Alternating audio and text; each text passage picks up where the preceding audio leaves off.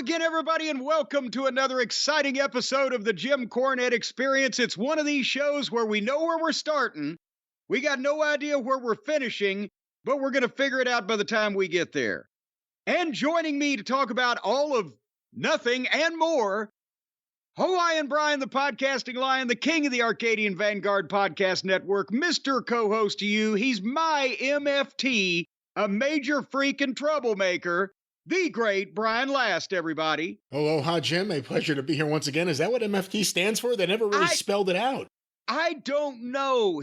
That's what I'm going to ask you here at the top of the program in front of all the universal listeners. You're a hep young cat. You're a suave and deboner man about town. You're an international yacht broker from Toulon, France. You know what all the swinging kids are talking their zoot suits are saying these days. What the fuck is an MFT? I don't know. I'm out of touch when it comes to this. You mean to tell me they just made up initials? I'm sure they didn't. It took me a lot. I thought BFF for the longest time was boy fucking friend. I don't know. What? I don't know what the, and now... Why are you? It doesn't look like anything you'd come up with that just visually to your eye you would. I Googled what is an MFT. It is a marriage and family therapist. I don't see how that applies here. Do you? In this context, it is family. It is family. It is family. Maybe he's a family therapist. This is just his unique way of bringing family back together. What's it? What? I thought this was one of those fucking hip initials for things that all the kids were tweeting about and doing the Facebook thing and the MySpace and getting on the TikTok thing about it. And it was on the tip of everybody's tongue, and they were talking about it at all the rap music awards and everything. Is our family, what is it? Family therapist? What's the M? It is a marriage and family therapist. Another thing here says an MFT is a mental health professional trained in psychotherapy and family systems. Is this a little deep for the Bloodline saga right now? Yeah, it's not coming out. What is MFT slang? Let's do that. Well, do it right away. And MFT with a smile on your face. Stands for My First Tour. Master of Foreign Trade. Tamatonga. You know, he got in with the bigwigs over in Japan, and now he's a master of foreign trade. Multiple file transfer.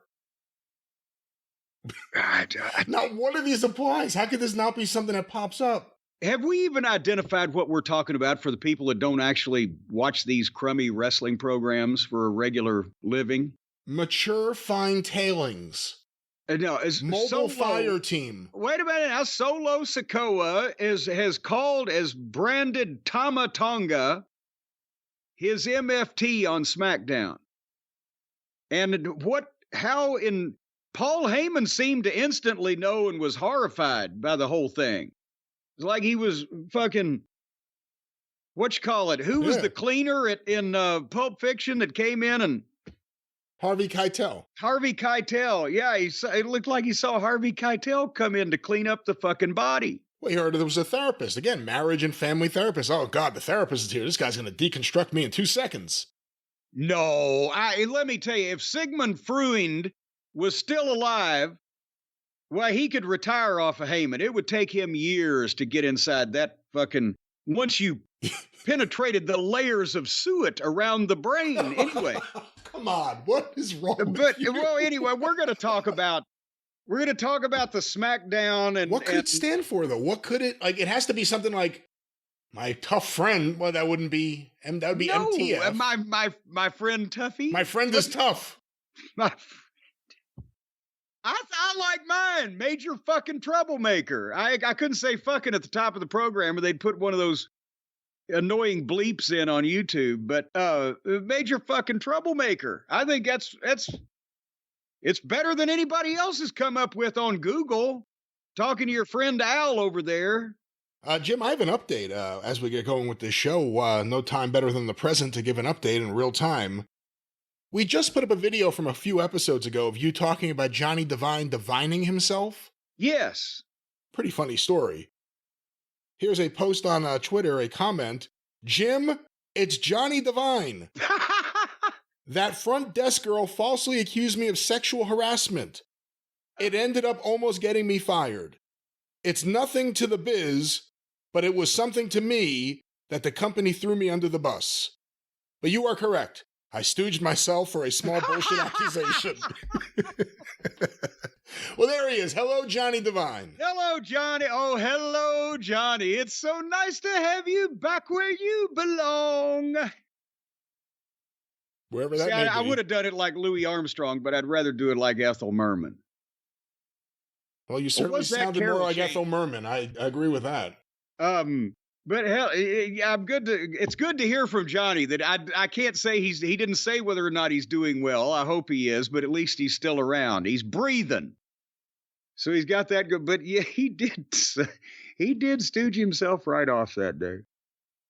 But it's terrible. You know, these front desk clerks at these Holiday Inn Expresses, for heaven's sake, they just willy-nilly bandy these accusations around. Yeah, I asked for a key and she accused me of sexual harassment. It was her key. But anyway, I'll tell you what, I have had a wonderful weekend so far till I started talking to you. I'm sure things will go downhill from here. But yesterday, as we sit here speaking to each other, I don't know when the audience might hear this, but we're a day away from Thunder over Louisville. Yesterday was Thunder Day, the official start of the Kentucky Derby Festival. The next 2 weeks of mayhem here, the balloon races and the steamboat races and the festivals and celebrations and everything. But the Thunder, it was broadcast. I've told you 100 times, I love local television, right? And this is great local TV, and I don't mean it in a campy, bad, great way, but they go all out for this because the Thunder celebrate. They close the 2nd Street Bridge for like 2 days, and they close the other bridge for 12 hours or whatever. It's an interstate. They said, fuck it, go around. And they set up the world's largest, or not the world's, but the North America's largest annual fireworks display. And for 30 minutes from 9:30 to 10 o'clock Eastern time, they blow up the fucking Ohio River. It looks like daylight out there. And they broadcast it on television, WDRB, my weather station here. They used 25 cameras positioned in 2 different states, both sides of the Ohio. They had 3 different set locations around the area and seeing the people at the Great Lawn and the Belvedere and the blah, blah, blah. And what a fucking production. And they do documentary pieces on the manufacture of all the fireworks and how they're trucked down here. And they show them setting them up. And Wayne Hettinger is the guy that is the fireworks major domo. I can't remember what his title is, but he's in charge of the whole goddamn thing every year. The producer of Thunder. And goddamn, he's all over everywhere, all over the news. And then they do the countdown. They've got the command center high atop the Galt House overlooking the river. And they've got the fucking colored buttons and lights and everything. Okay, so-and-so department calls in and the light turns green. Go! And they do about 8 or 9 of those on the countdown. And then every year, some hillbilly or just mental deficient wins the contest to be the one to turn the goddamn key, and they're scared to death to be on television. This guy looked like he had just come from a North Dakota militia fucking reunion, long gray beard, and fucking he was scared to death to be on television. And I don't know if I think they grabbed his hand and made him turn it. But whoever wins the contest gets to turn the official firing key, and then for the next 30 minutes, they blow the river up. But it's amazing spectacle to watch on live local television. Don't try to go down there, especially since we just had all these goddamn rains. They just reclaimed 6 feet of riverfront when the water receded. and had to send people down there to scrape off all the mud and the goddamn tree stumps and limbs and shit that had washed up on shore. And then people spread their blankets out to watch the fireworks or stay home and watch it on TV. It does a wonderful rating. The only TV program in Louisville over this entire calendar year that will do a bigger rating than the Thunder fireworks is a Kentucky Derby. I learned that when we had to have our Saturday night ratings obliterated twice a year by Thunder over Louisville and the Kentucky Derby. But anyway, aren't you jealous you missed that, Brian? No, not really. Was Randy Atcher there? No, he's your favorite.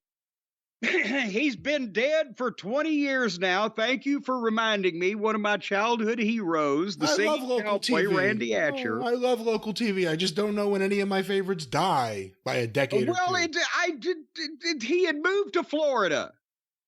And in my defense, I was in one of these wrestling promotion fucking comas of mine, and I wasn't reading the papers. But anyway, I had a wonderful Thunder day. Not only that, I didn't watch the air show before. They got the fighter pilots and the stunt planes and blah, blah, blah. But it was a beautiful day.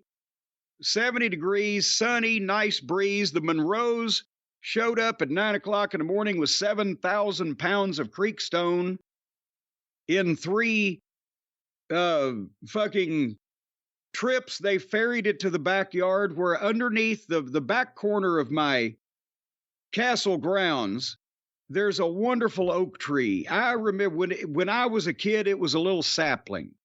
It wasn't 10 feet tall.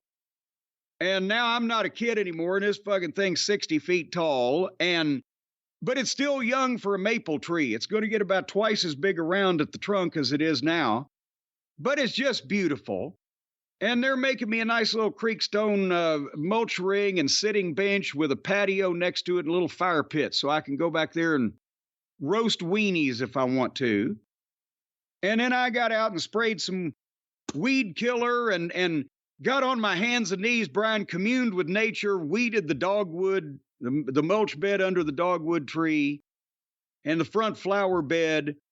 And then I'll have, in celebration of spring having sprung and it being Thunder night, not only did we have dinner of barbecued chicken and barbecued shrimp skewers and my world-famous roast potatoes. Stace handled the barbecuing, I handled the roasting, and baked beans and watched the fireworks, but Stacy made homemade ice cream, French vanilla, which was dangerously good to the point where I would hurt myself probably if I was exposed to too much of it on a regular basis.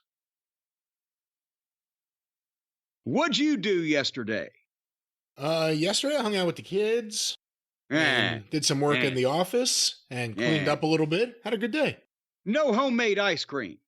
No homemade ice cream. No North America's largest annual fireworks display? That seems disturbing. No, it was a nice, relaxing night, and Wolfman was on Svengoolie, so I got to watch one of the early classics, Lon Chaney Jr. Well, it's sounding better now. Keep going.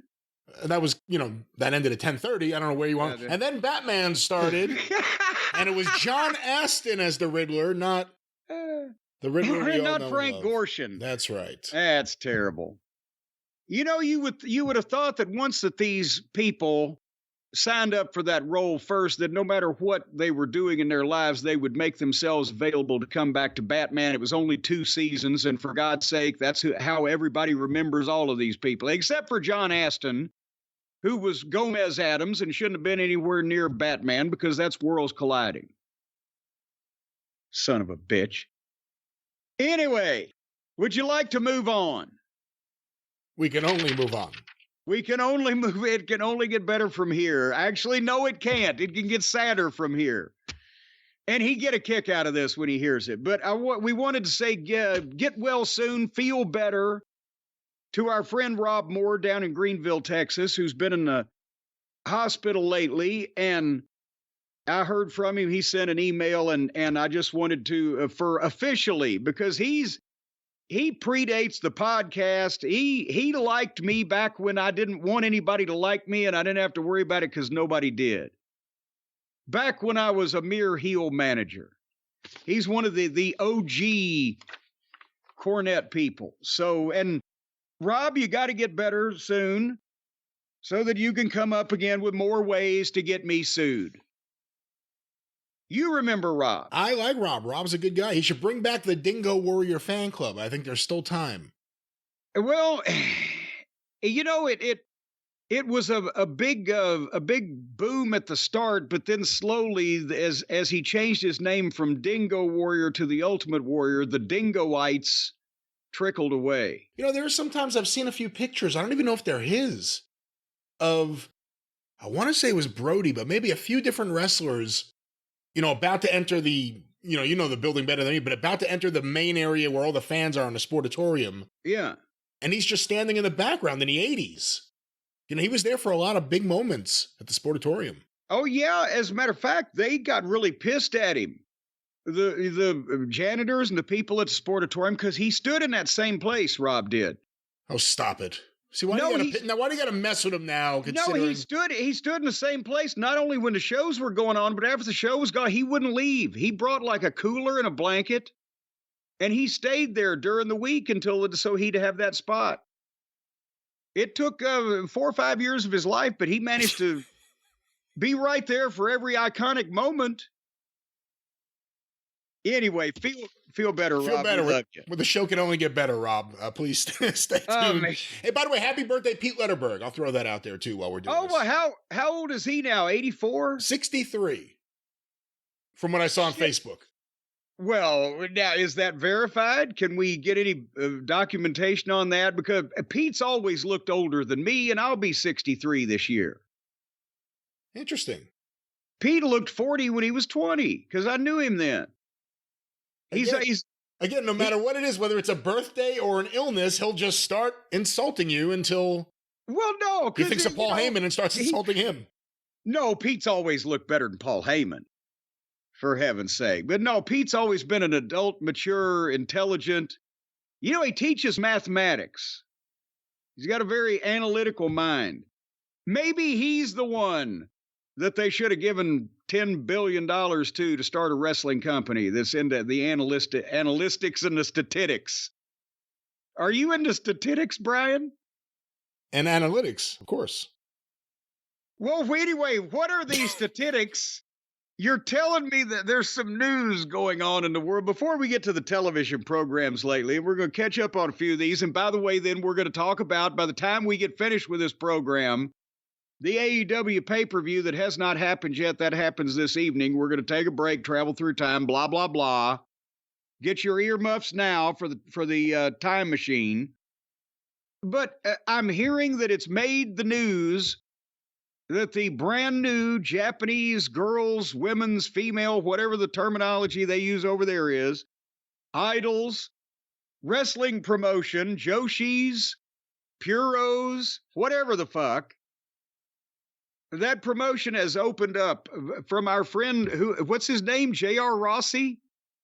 Rossy Ogawa, and he's not our friend. I don't know him, and he may be your friend. I don't know. You tell me. Well, I don't. No, here's the thing. I'm pretty sure that I couldn't have picked this guy out of a police lineup 6 months ago. I don't remember. I maybe have heard. I don't pay attention to the Japanese women's wrestling promotions, apparently which he is the guy that just left Stardom we talked about. But the point being is 6 months ago, I don't know who the fuck this guy was. And now you're hearing about him constantly. He's leaving Stardom. He's starting his own promotion. He's lunching with Triple H. He's meeting with the Pope. Where did this guy come from? Why is he a big deal now? And what is the name of his promotion? Japanese girl wrestling Dandelions? What the fuck is this? Well, Jim, Rossy Ogawa, who again was, I think he was the owner of Stardom and then Stardom. And then he's the guy that he had the sternum injury. It sounds like a Japanese promotion at this point, Sternum. But he was the president of Stardom, and then he sold it to Bushiroad, who owns New Japan, and then he worked for them, and then they fired him, accusing him of trying to recruit people to start his new company. And then he started his new company. And he started his new company. With Julia, he proved them wrong. And he has Julia, who's about to start with NXT, and she was just with him at WrestleMania. There were photos. A very awkward one with Asuka, where she didn't look too pleased, because there is a history there. And I don't know too much to talk to it. But here is the press release for what is known as Dream Star Fighting Marigold. Okay. All right, let's stop. Let's go to this press release. Wait, no, stop there. Stop there. Dream Star Fighting Marigold? What? I know it's another... He's a big Fred Kohler fan. He's a big Fred Kohler fan, and he remembers the Marigold. The Marigold Gardens this Tuesday night. No, I understand it's a different culture. It's a different language. Maybe things translate differently in when they're using English words than in a. So tell me what the fuck Dream Star Fighting Marigold? What does Marigold mean in Japan that would make it make sense after the dream, the star, and the fighting? I'm not exactly sure. Can you Google that? Well, according to what I'm reading, Smartass? Their first event coming up will be Marigold Fields Forever. Oh, come on. On May 20th, 2024 at Carlton Hall. You. I'm hanging up. What do you mean? What's your problem? You're ribbing me for the goddamn blooper reel or something. Marigold Fields Forever will be their first. Somebody is yanking our chain here. They've sent you this fucking press release as a rib. See if we will go along with it and make fools of ourselves. This cannot be real. Well, apparently this is real. I'm clicking links here to see. Oh, no, this is a video of the press conference. We don't need that right now. Here's a press release. Tokyo, Rossy Ogawa's new women's wrestling organization, Marigold, all in caps, will hold its inaugural event on May 20th, 2024 at Carlton Hall in Tokyo. The card will air live on the Wrestle Universe streaming app with both English and Japanese commentary options. Now, is this a widely available? I guess everything is widely available as an app, but is this a widely viewed app? This app they're on? I have no idea, and that's not even the announcement of the company. That's just the announcement of the first event. Well, they're up and running, and they'll be there with Marigold Fields Forever, or until you sell your company and start another company and take everyone. Let me take you down, because I'm going to. There was something I saw. I got to find it. Vamp for a moment, Jim. Did you see the thing about their hiring practices, like who they're recruiting? No, of course, in the press kit that I received in the mail, I have all the information right here at my fingers. I didn't see anything about it. Did you think I got a recruitment letter? Or is it a draft? Do they send letters out to miscellaneous young Japanese women? You are hereby ordered to appear. Greetings. Is it mandatory? What is the recruiting process for the Marigolders? Well, according to what they announced, they will be recruiting for the new promotion via auditions. They're looking for young, unmarried women, the age between 13 and 30. Oh, come on. So there's two things there, obviously. Can you come out? Well, but first, can you just come out and say we're looking for women 13 and up to train to, regardless of whether it's a shoot or a work, a hard physical, are they still allowing that? We've heard all these stories about Riho and all these other small children and seen the video having these matches. Is this a thing you can put right out in a fucking newspaper over there that you're doing and nobody comes knocking on your door? It is crazy. Now, again, the history of Japanese women's wrestling, and I'm not comparing now to then, we're in different times, but traditionally they started them young and they had to retire by 26, right? It was a forced retirement. Yes, but all those girls seem to be 16 at least in those days, 16 to 26. It was a teeny bopper kind of thing, but 13? And the 9-year-olds, or well, at least he didn't say 9 and up. But yes, a couple troubling things there. Well, the unmarried part, too. The idea that they don't want anyone who's attached in a relationship. That's telling. Well, you can't, again, some of these things you're just not supposed to come out and say. The idea was it's the same principle as in the 70s. Nobody wanted Sean Cassidy or Leif Garrett or, Marty Jannetty or, any of the young teeny bopper idols. The record companies or the movie producers or whoever the fuck didn't want people to know they were married because that diminishes the appeal to the teeny bopper girls. But you can't just come out and say, no, that's a fucking prerequisite. Just kayfabe it or hide it, or, well, yeah, you can't kayfabe anything in these days, but I don't know how does this fly over there as a statement that a company can put out in public?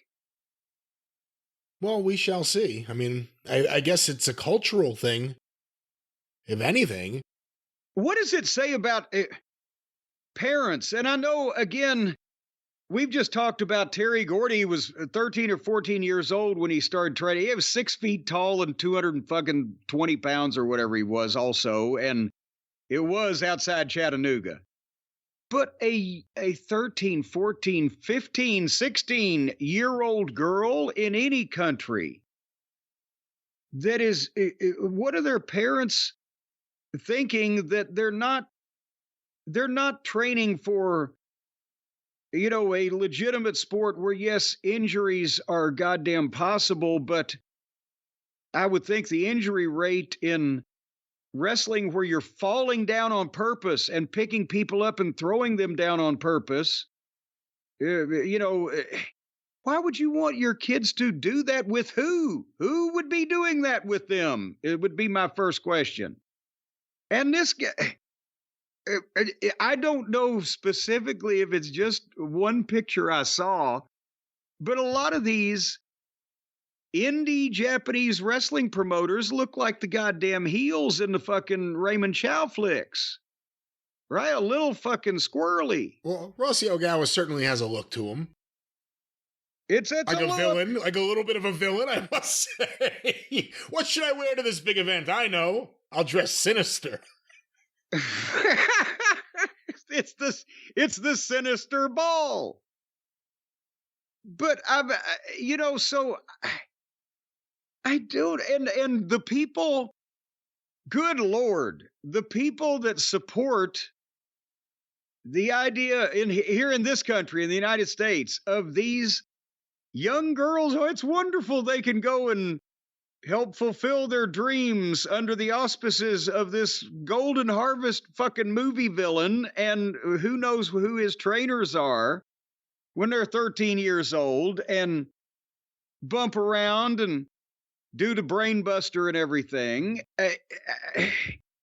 They support that type of behavior, but yet they are fucking highly offended at social issues over here that are mostly, in some cases, overblown. I'm just wondering where the disconnect is. Well, Jim, on this topic, this is some interesting stuff. I have not heard all of it. I've seen these clips, but I've had a busy few days, so we'll play it on the air. Kenny Omega, who's in the middle of his babyface run as a video game streamer. Well, yeah, he actually started, what do the kids say, spitting facts? He actually started making me reevaluate my opinion of him with some of the things he said the other day, and in between people getting teabagged in his video game or whatever. Well, apparently he spoke about Rossy Ogawa and this new company. I see the clip here. I'll press play in a second. We have a few clips. Well, you would think he would be familiar, if anybody was here on this soil, with the Japanese independent women's wrestling scene over there. Yeah, you would think so. And he has Michael Nakazawa behind him. Oh, good. I'm sure he does. And from what's been written to me here, Michael's nodding along the whole time. So let's play this. We have a few parts, and stop it whenever you want, Jim. Kenny Omega playing video games. I don't know about the game. Talking about Rossy Ogawa. teabaggery to come. I don't care about Rossy being an E-drone. I mean, whatever. It's no big deal. That's his. She's done. That's not even the tip of the iceberg, guys.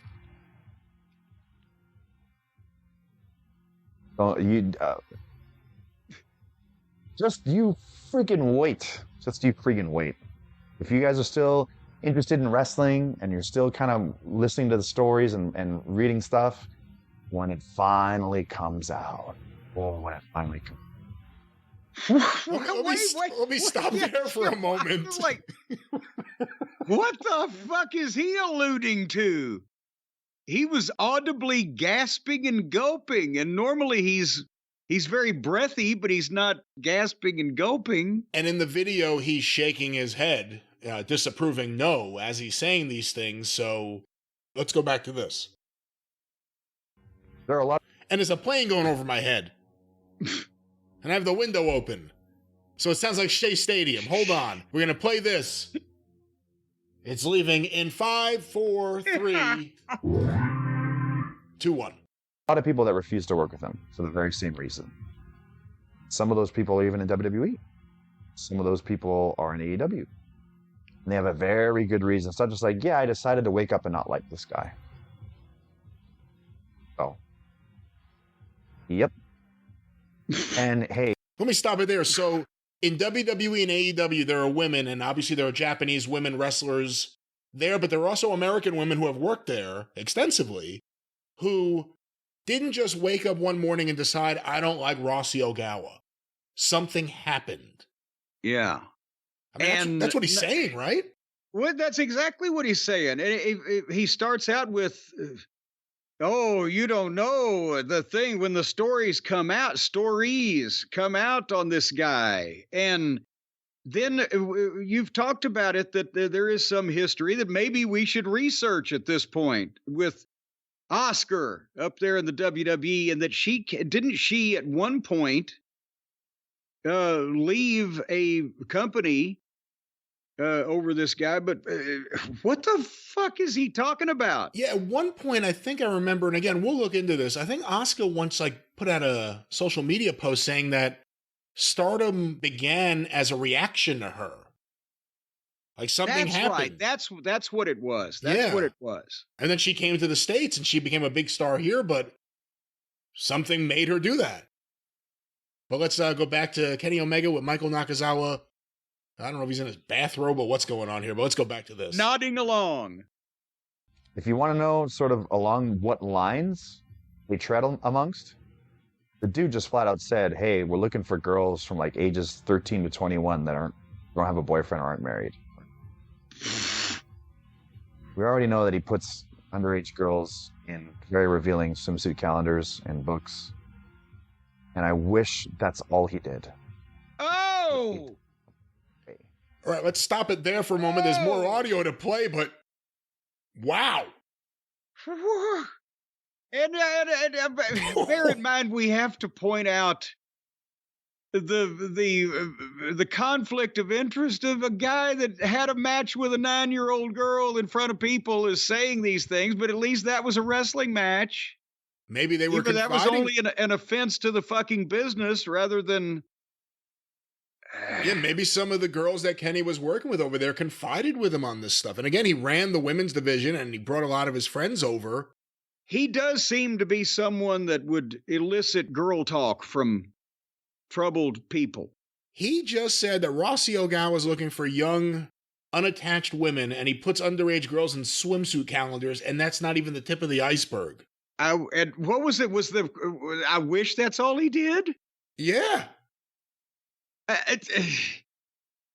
Well, hold on. We have more. Let's go to more. Please, I'm hooked now there, fisherman. This is the biggest babyface turn of all time. Kenny Omega as a video game streamer. Let's go to this. He's outing... Well, I shouldn't say anything. Let's go to this. From someone who lived it, breathed it, who has very close friends in the industry. I don't mean necessarily wrestling industry. I mean the industry. I mean like the government-issued press. And the information that they know.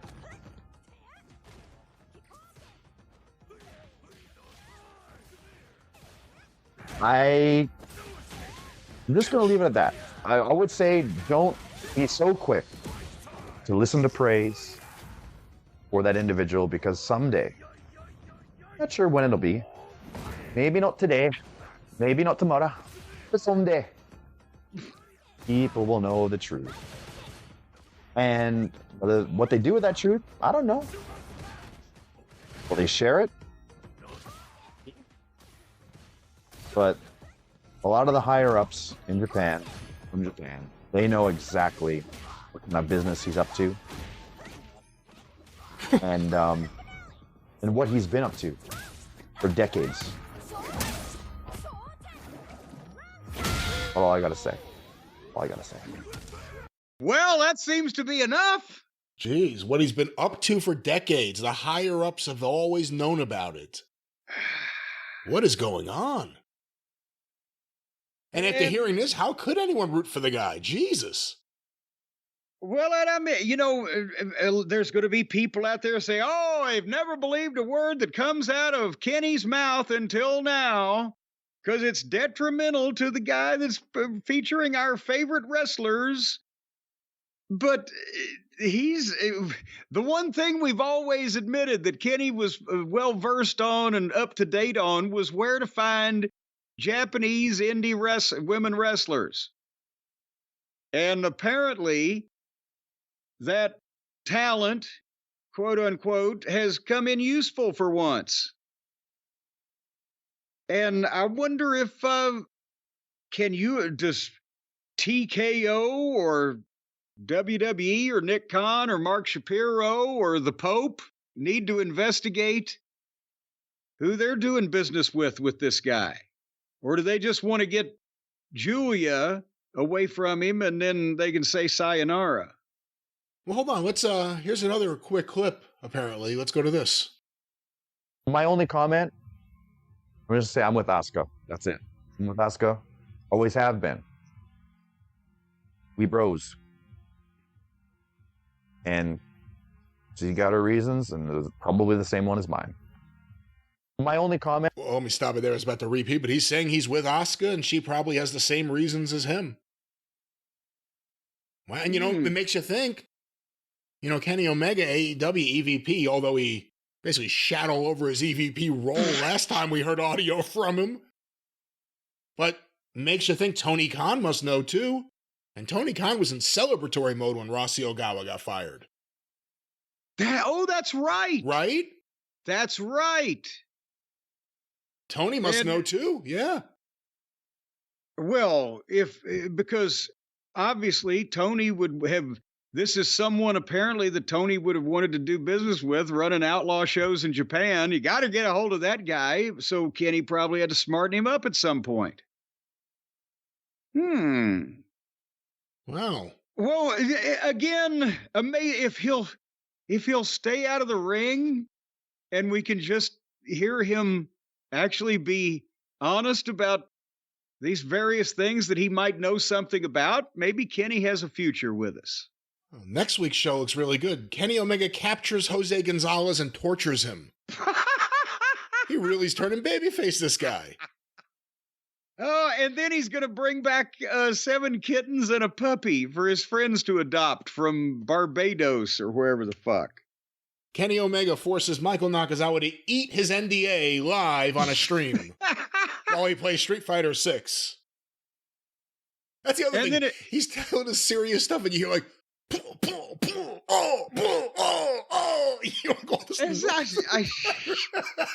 I assumed there was some teabagging going on. Now we know what that is also.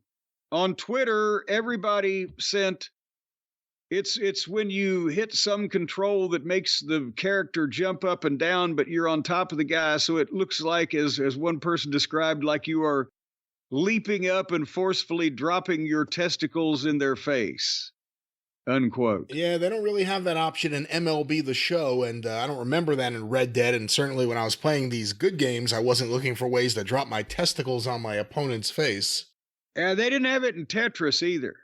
They didn't have it in Tetris, at least not they the were American all square. version. That's right. All right, well, we'll stay on top of the Marigold Dream Star fighting news, as well as the Kenny Omega video game streaming news. As well as hopefully these stories that I would appreciate if they would come out in the near future so that we could all be shocked and mortified as he claimed we would be. But apparently it's worth the wait. Boy, he laid it out there. I mean, if there's not something, I mean, geez. I mean, you know. He all but said this guy's a pedophile. Let's just be honest. No, come on now. He all but said this guy likes underage girls. But he did not say that. He all but said that. All but said that. Well, all but I don't believe is actionable. Of course, we can contact, or possibly he may have to contact Stephen P. I bet nobody will action this, though. But Stephen P. newlawoffice.com, 877-50-STEVE. But I have a feeling that Rossy Ogawa probably wouldn't want to go through Discovery. Same as a few other weasels that we know. Oh, you should hear Steve in action. Unbelievable. And well, you should have seen what I heard that he did the other day. But nevertheless, while we're on the subject of wild, shocking statements, I guess that may be the best transition. We talked about something like this several months ago, but now apparently some either reputable or formerly reputable publication or entity has reported a valuation of AEW wrestling. And Brian, so of course then the people who like that kind of thing have taken it and run with it. But if you examine the situation and you see where the information came from, it mitigates it somewhat. But was it Forbes? Forbes online, not magazine. They maybe didn't want to put it on paper. Has said that AEW is valued at $2 billion. That is correct. Forbes just put up an article, April 18th, 2024, the most valuable combat sports promotions 2024, by Mike Ozanian and Justin Teitelbaum. And well, those got to be assumed names. Nobody wanted to put their fucking name on this. I'm just quickly reading through the early part here to see if they explain how they came to these conclusions. Well, I heard one of their sources was Uncle Dave. But while you're scanning through that, we'll talk about this in a couple of departments. But this has led to people going out of their minds on Twitter or whatever about, well, that's why Vince has $2 billion. He's going to buy AEW. Have you seen this yet? I have not. It's ridiculous because Tony wouldn't sell it to him. Well, but like Vince would spend his $2 billion to buy this. I mean, there's so many things wrong with this. Oh, my God. But do you have your information there? I have my information here. We'll get to wrestling, but why don't we go in order until we get there? Number one on the list, worth $11.3 billion, is the UFC. Their 2023 revenue, $1.29 billion. Their operator, Dana White. And their top draws are, and it lists a few of the fighters here. Number 2 on the list, $6.8 billion for WWE. Their 2023 revenue, $1.33 billion, which is above the UFC, actually. Yeah. Operator Nick Khan. Top draws, Roman Reigns, Cody Rhodes, Rhea Ripley. WWE has been the premier name in professional wrestling since it was founded by Vince McMahon, who purchased what was then known as WWF from his father in 1982. So there's already problems. For the sake of brevity, we'll excuse the various initial errors and general bah. They dropped WWF in 79, ladies and gentlemen. With stars like Hulk Hogan, Stone Cold Steve Austin, The Rock, and The Undertaker, WWE and its annual WrestleMania events became a cultural phenomenon.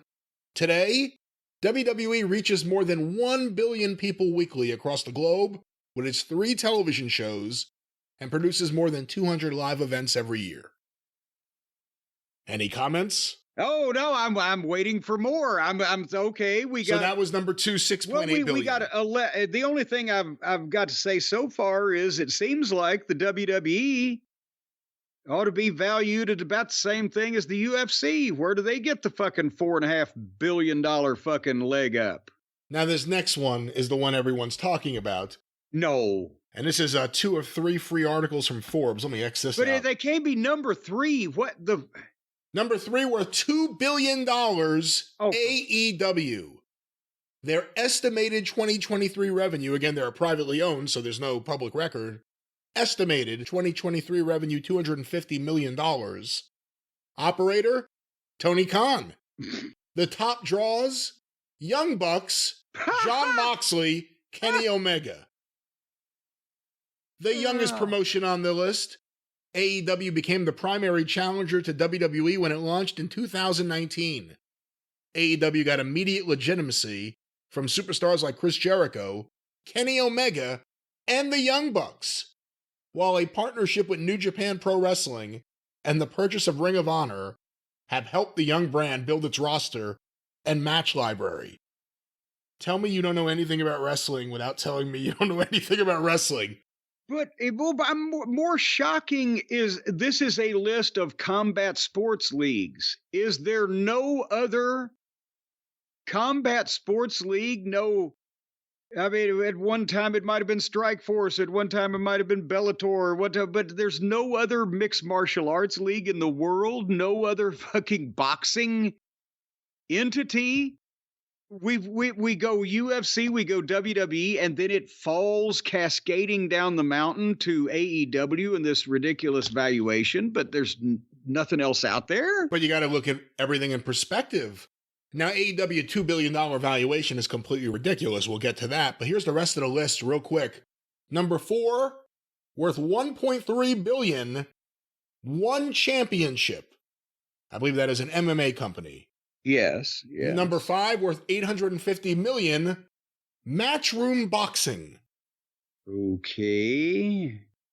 Not a big boxing name like Don King anymore, is there? Number 6, worth $690 million, the PFL, the Professional Fighting League, I believe. Number 7, worth $630 million, Top Rank Boxing. Bob Arum's still alive. Oh my God, what is he now? Is he fucking older than Wayne Newton? He's got to be in his 90s. Hold on, Bob, yeah, look up Bob Arum. Jesus Christ, he 92. promoted. 92. Yeah, he promoted David versus Goliath. He is at number 7 on the list. Number 8, Premier Boxing Championship, worth $600 million. Number 9, Golden Boy Promotions, Oscar De La Hoya, $450 million. And finally, number 10, Combate Global, worth $120 million. That's Campbell McLaren, the guy from the early days of the UFC working for Bob Meyerowitz. There you go. $120 million. And of course, since these figures are all apparently just pulled completely out of this fucking guy's ass, except for that's the break. UFC and WWE, because they're publicly traded, that there's some element of that's a legitimate real world valuation. There's a few things here. One, people who don't pay attention to the financial world or remember Steve Forbes when he ran for president, or even remember what Forbes magazine was before that. This isn't that. In 1982, to be a rich kid, I had a picture taken of me reading a Forbes magazine, and that was 40 years ago. I don't know anyone who reads it, let's put it that way, and I know a lot of people who read a lot of things about money. So it's not what it once was. And looking at this list, it's not an AEW issue because everyone's focused on that. And again, WWE's undervalued based on, any multiple you want to do. Yeah. AEW's overvalued. I have to think a lot of these other promotions are overvalued as well, to be quite honest with you.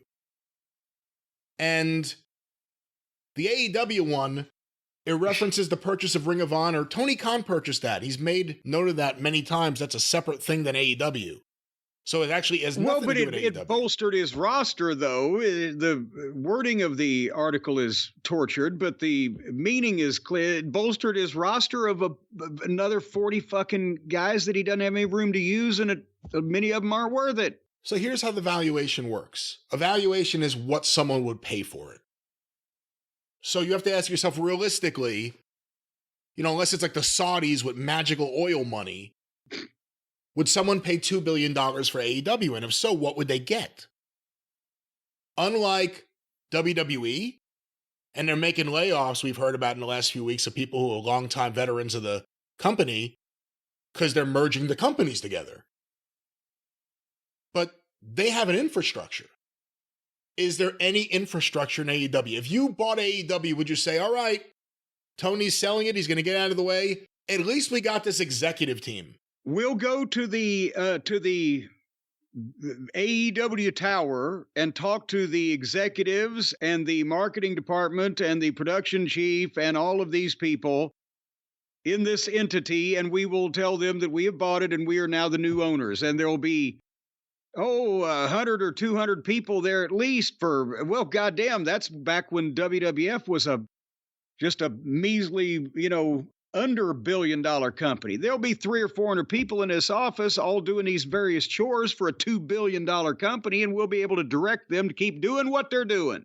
That's what you're saying, right? I'm saying there's no infrastructure. There's no executive team that any buyer would want to keep on. So now there's no infrastructure. That's going to have to be restaffed. You mean that to tell me that a lot of these people, either like the former legal chief also did work for the football teams and the other entities under Shad's umbrella, but you're saying that also that most of these people were hired because they were either fans or close to some of the indie wrestlers and their heads of departments that would need to go? What I'm saying is this, take the booking out of the picture for now. Look at everything else with AEW. If you purchased AEW, $2 billion, if you purchased AEW, what department do you think is doing well? Is it marketing? Is it promotion? Is it advanced ticket sales? I mean, what department do you think is, you know what? We definitely don't want to mess with this department. They have value. No one. There's nothing there infrastructure-wise. And again, their COO just started. Let's see what happens. There's nothing there. So you have nothing there. What are you buying? You get the tape catalog. There's some value there. Is it in the billions of dollars worth of value? No. The wrestling contracts, how much value is that? How much value is, you overpaid a bunch of people. It's the most expensive roster, potentially the most expensive guaranteed roster in the history of wrestling. And if not very close to, I would think, what WCW had in the late 90s, if not exceeding that. Maybe adjusted for inflation, maybe you come out even. Let's talk consumer electronics. How's that video game? It's an epic disaster. Somebody just tweeted the $10 aisle now at Walmart, Fight Forever. Someone just tweeted there were less people playing Fight Forever than like the WWE 2K game from like 2019, live online right now, or when they sent it. So there's nothing there. You have no value now with the video game division, and you've hurt your credibility by putting out a game that wasn't ready, even amongst the people that like you. So there's no value there. Tony has built this whole thing. Wait a minute. The television? That's what I was going to say. That's the point, though. Boy, howdy. They're 2, 4, 5 hours of weekly national cable television. Tony has built this whole thing by publicly saying it'll all make sense, it'll all work out, because when the renewal comes up, I'm going to make a killing. We're very valuable. This is what we're going to be able to do. Since that period of time, the overall rating has gone down drastically. I believe the key demo is not as high as it used to be either. It's a company constantly, whether you want to believe it's self-induced because it is, or whether you want to deny it, they're constantly in the middle of drama. You don't think executives notice that? Anything like that, it turns people off too. Tony's publicly talking about wanting to get this giant ratings increase.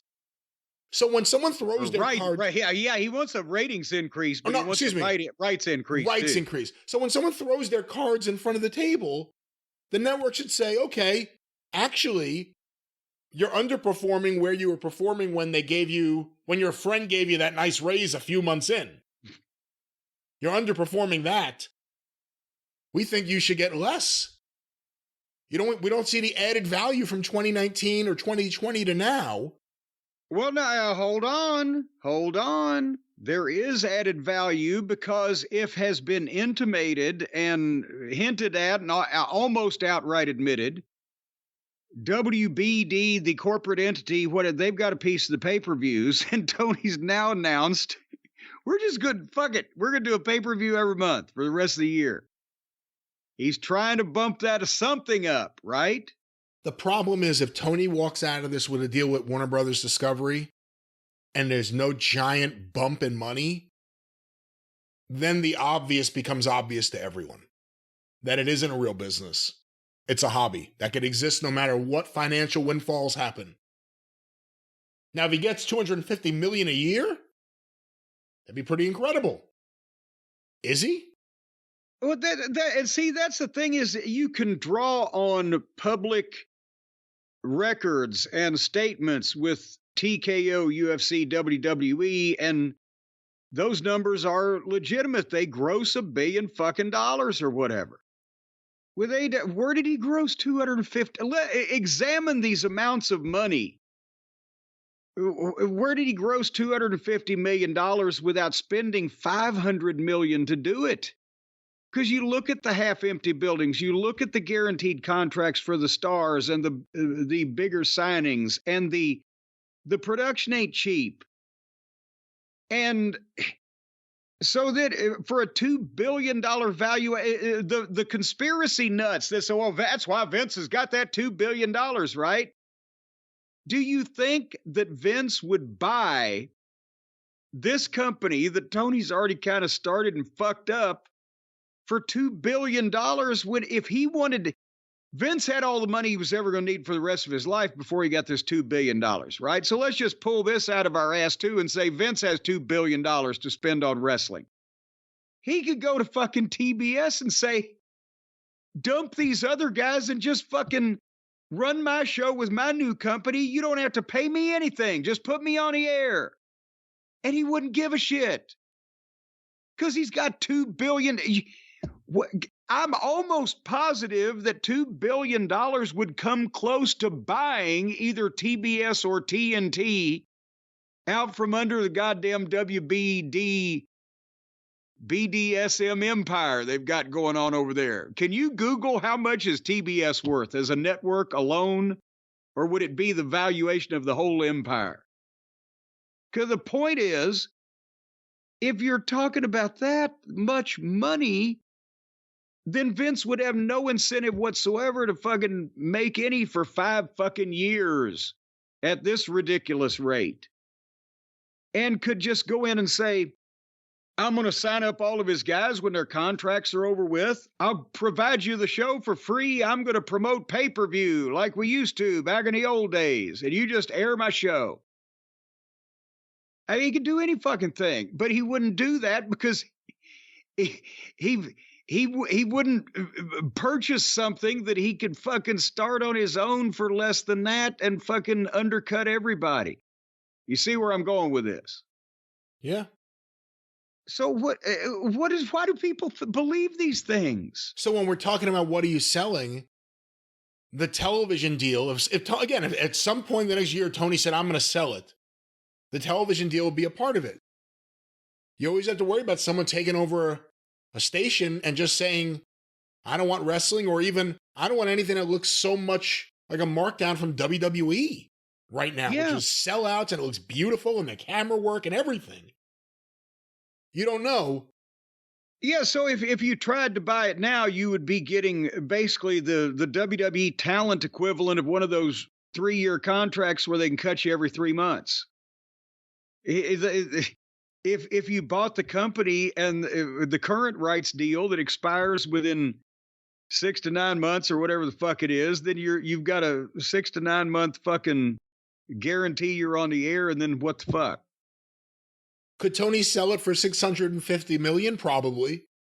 $2 billion, you have to find someone who's just going to be loose and fast with money, not caring about the P&L. Like Tony. You have to find someone who's going to think about it like Tony. Because no network can buy that just for content. Because the archive isn't worth that much.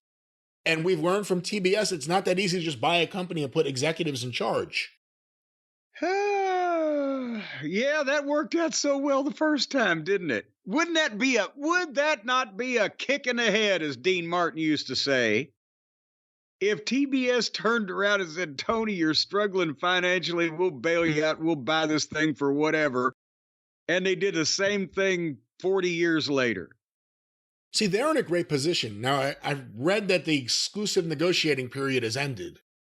So Tony could shop the AEW package, including Ring of Honor. To who? Well, that's the question. Is there someone out there who's going to pay more than TBS? Okay, again. And WWE's already doing business with, not Fox anymore, but doing business still with USA, so that's NBC. Right. Netflix, which is bigger than people probably realize. Well, people certainly surprised me, yes.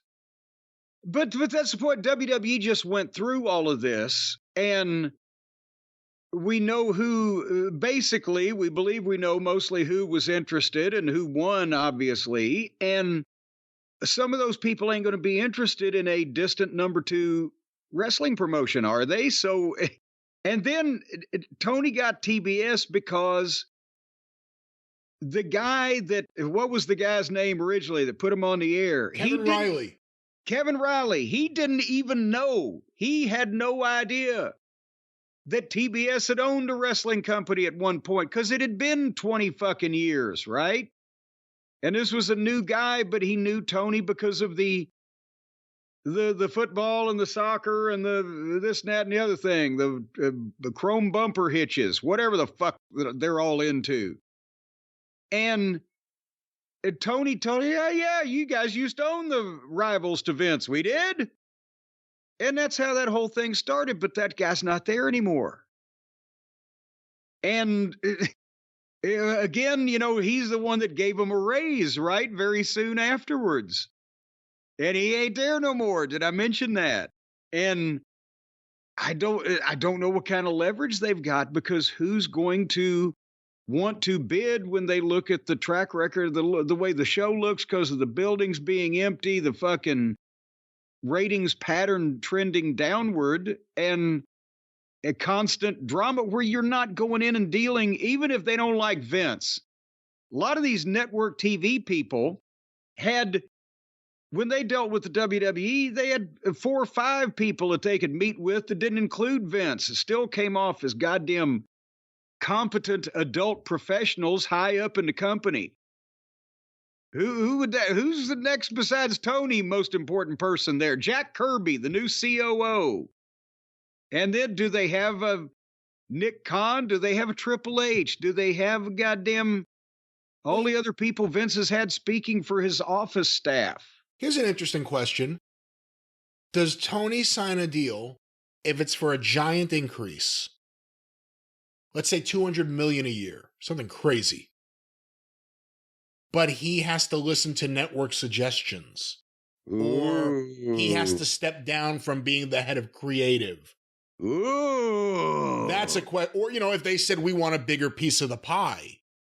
If he ends up back on their doorstep, still negotiating with them, that's the question. Does Tony want to support AEW to the point where he'll step back? Well, I believe that he would take less money. I believe that in a heartbeat.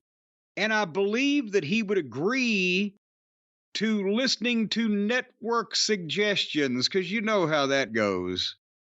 A lot of people listen to, we listen to your suggestion, blah, blah, blah. That could drag on forever and end acrimoniously. But if they said, no, you can't run this company anymore, I think he'd tell them to go piss off and he'd be on fucking YouTube. And that's where we're at. But anyway, if someone offered him $2 billion, his father would punch him out if he didn't take it. Seriously. AEW's not worth anywhere near that much. If he got offered that much, he would be a fool not to take that. You know what? At that point, Shad would say, okay, Tony, now listen, we've had a lot of fun, but I raised you to be a businessman, and this is fucking ridiculous. Tony, I don't know if we're ever going to find a deaf-mute buyer again. Just take the money. You're taking that $2 billion, or I swear to God, I'll live forever and never give you another penny. Oh, but please, folks, and we're not doing this to knock AEW. It's just ridiculous. $2 billion. It's like valuing Impact at $250,000. It's just way out of the realm. No, I'm kidding. It's but $2 billion. Come on. And then that would mean that the WWE was worth about fucking $30 billion around the world, right? I still think they'd take $2 billion in cash, no goddamn funny money, no credit, no whatever, but $2 billion in cash. You could buy TBS off of them down there. Fuck. Anyway, you know the big problem, Brian. The big problem with people believing all these big numbers is because they're used to paying all these inflated numbers for prices. Do you realize that steak used to be 9 cents a pound?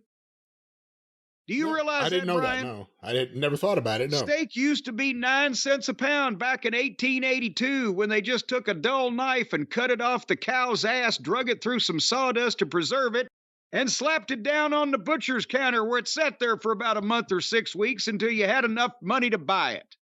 And boy, that was good eating.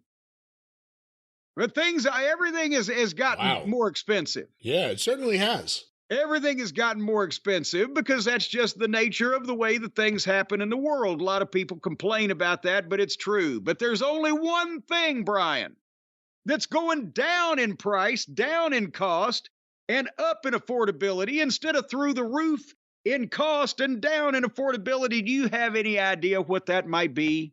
I have no idea where you're going in any way, no.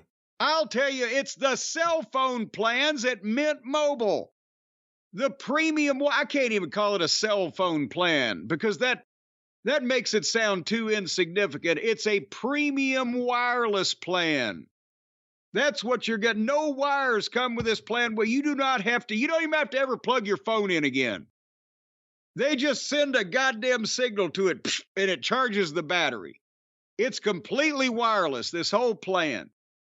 And because Mint Mobile feels that they should take prices backwards instead of forwards, you can get these plans for only $15 a month when you purchase the 3-month plan. That would be a total of $45 because 15 times 3 is 45. And you see, I'm good at deciphering. But that's what you get. Everything. You get to talk. You get to make phone calls on your phone. And that used to be. Are you old enough, Brian? Did you used to pay long distance phone bills?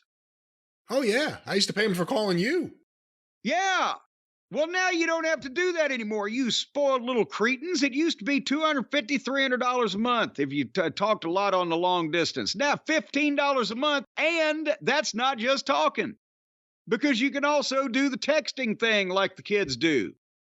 An unlimited amount of that. You can drive everybody you know absolutely batshit crazy and make them never want to see or hear from you again. You can text them that much, still $15 a month. And the data, whatever the fuck that covers. What does data cover on a cell phone, Brian? Succinctly, tell me. It's everything. It's the pictures, it's the texting, it's all the things that would comprise the word data, or be comprised in the word data. There's comprising and there's data. It is all covered by Mint Mobile.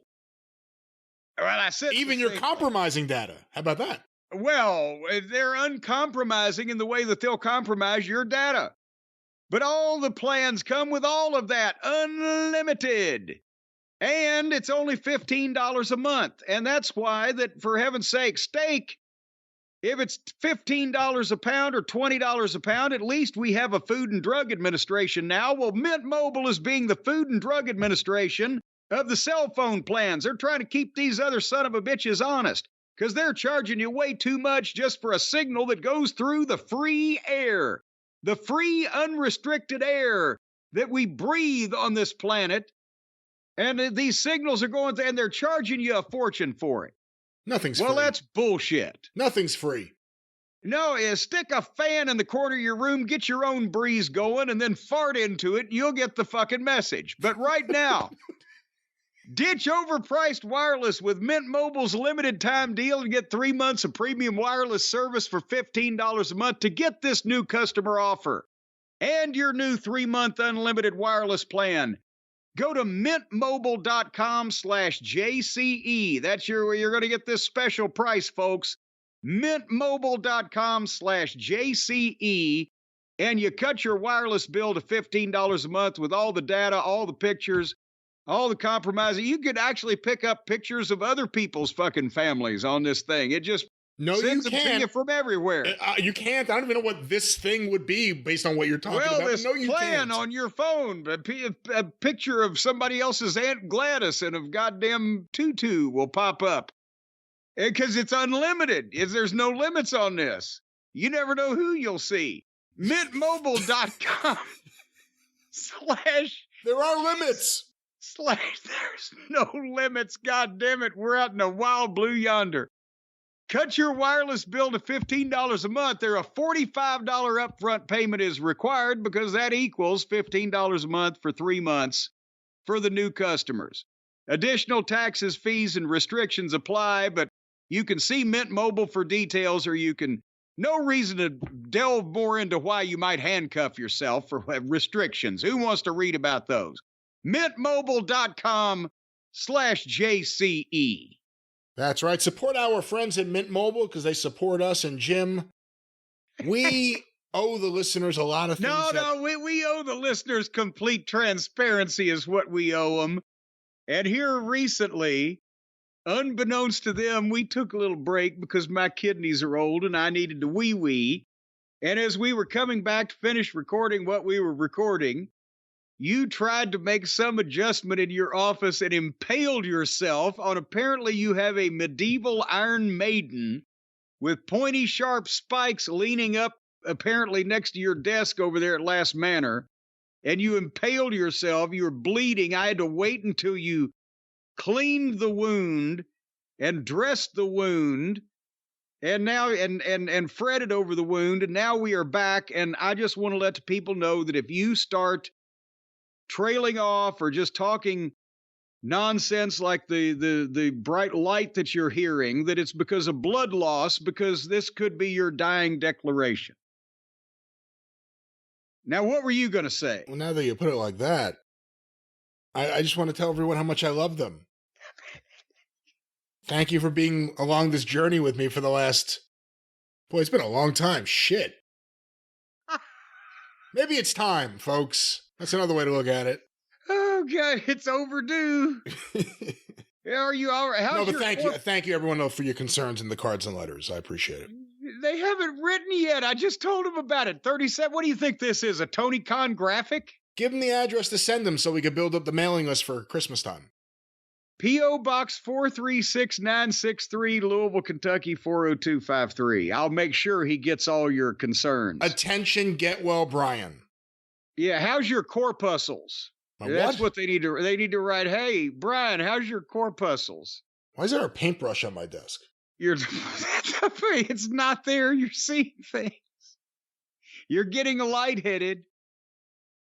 All right. Anyway, we should mention, before you were going to mention something, I should mention that we're a few weeks behind on Dark Side of the Ring, and we're going to catch up here today on one of them, and on the drive-through next week we'll catch up on the other one, right? And we still got to talk about some other things, but people won't quit doing and saying stupid things in the immediate 24-hour news cycle for us to go back and delve into history. But what were you going to say? I was going to say we have obviously Dark Side episodes to catch up on, and we are pretty behind.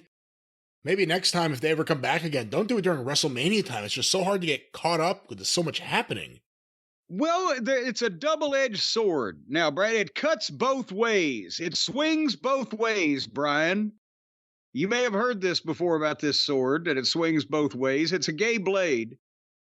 And the increased viewership, the rising tide lifts all boats is what I'm trying to say. Sometimes the WrestleMania furor, everybody just wants to put all the wrestling shows out there because, normally there's more interest in wrestling and they want to watch everything, but it's gotten to the point where are we oversaturated and we just can't keep up with it if we have normal lives and need to eat and things. Well, I think there are times where there's just a ton going on, and then there are times where something can get a little more attention because there's not as much attention going other places. Well said. I applaud you. Thank you. But then again, I am lightheaded and losing blood, so what do I know? Well, speaking of lightheaded and losing blood, should we go to Chris Colt's Dark Side of the Ring? That seems like a segue if we're ever going to get one.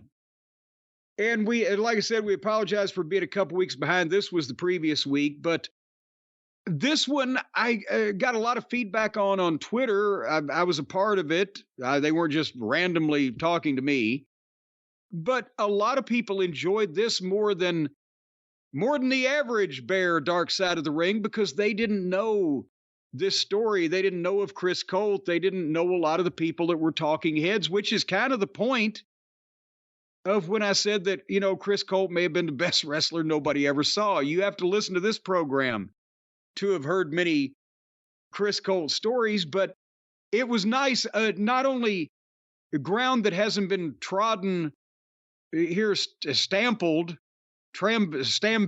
to death, trampled is what I'm trying to say, with all the A&E bios, the WWE stuff where they're repeating themselves in a lot of cases now. This was brand new shit, and you don't see Princess Victoria, or it's good to see Billy Anderson, on a program. Tom Burke, one of the great early wrestling collectors and historians, the Global Wrestling News Service.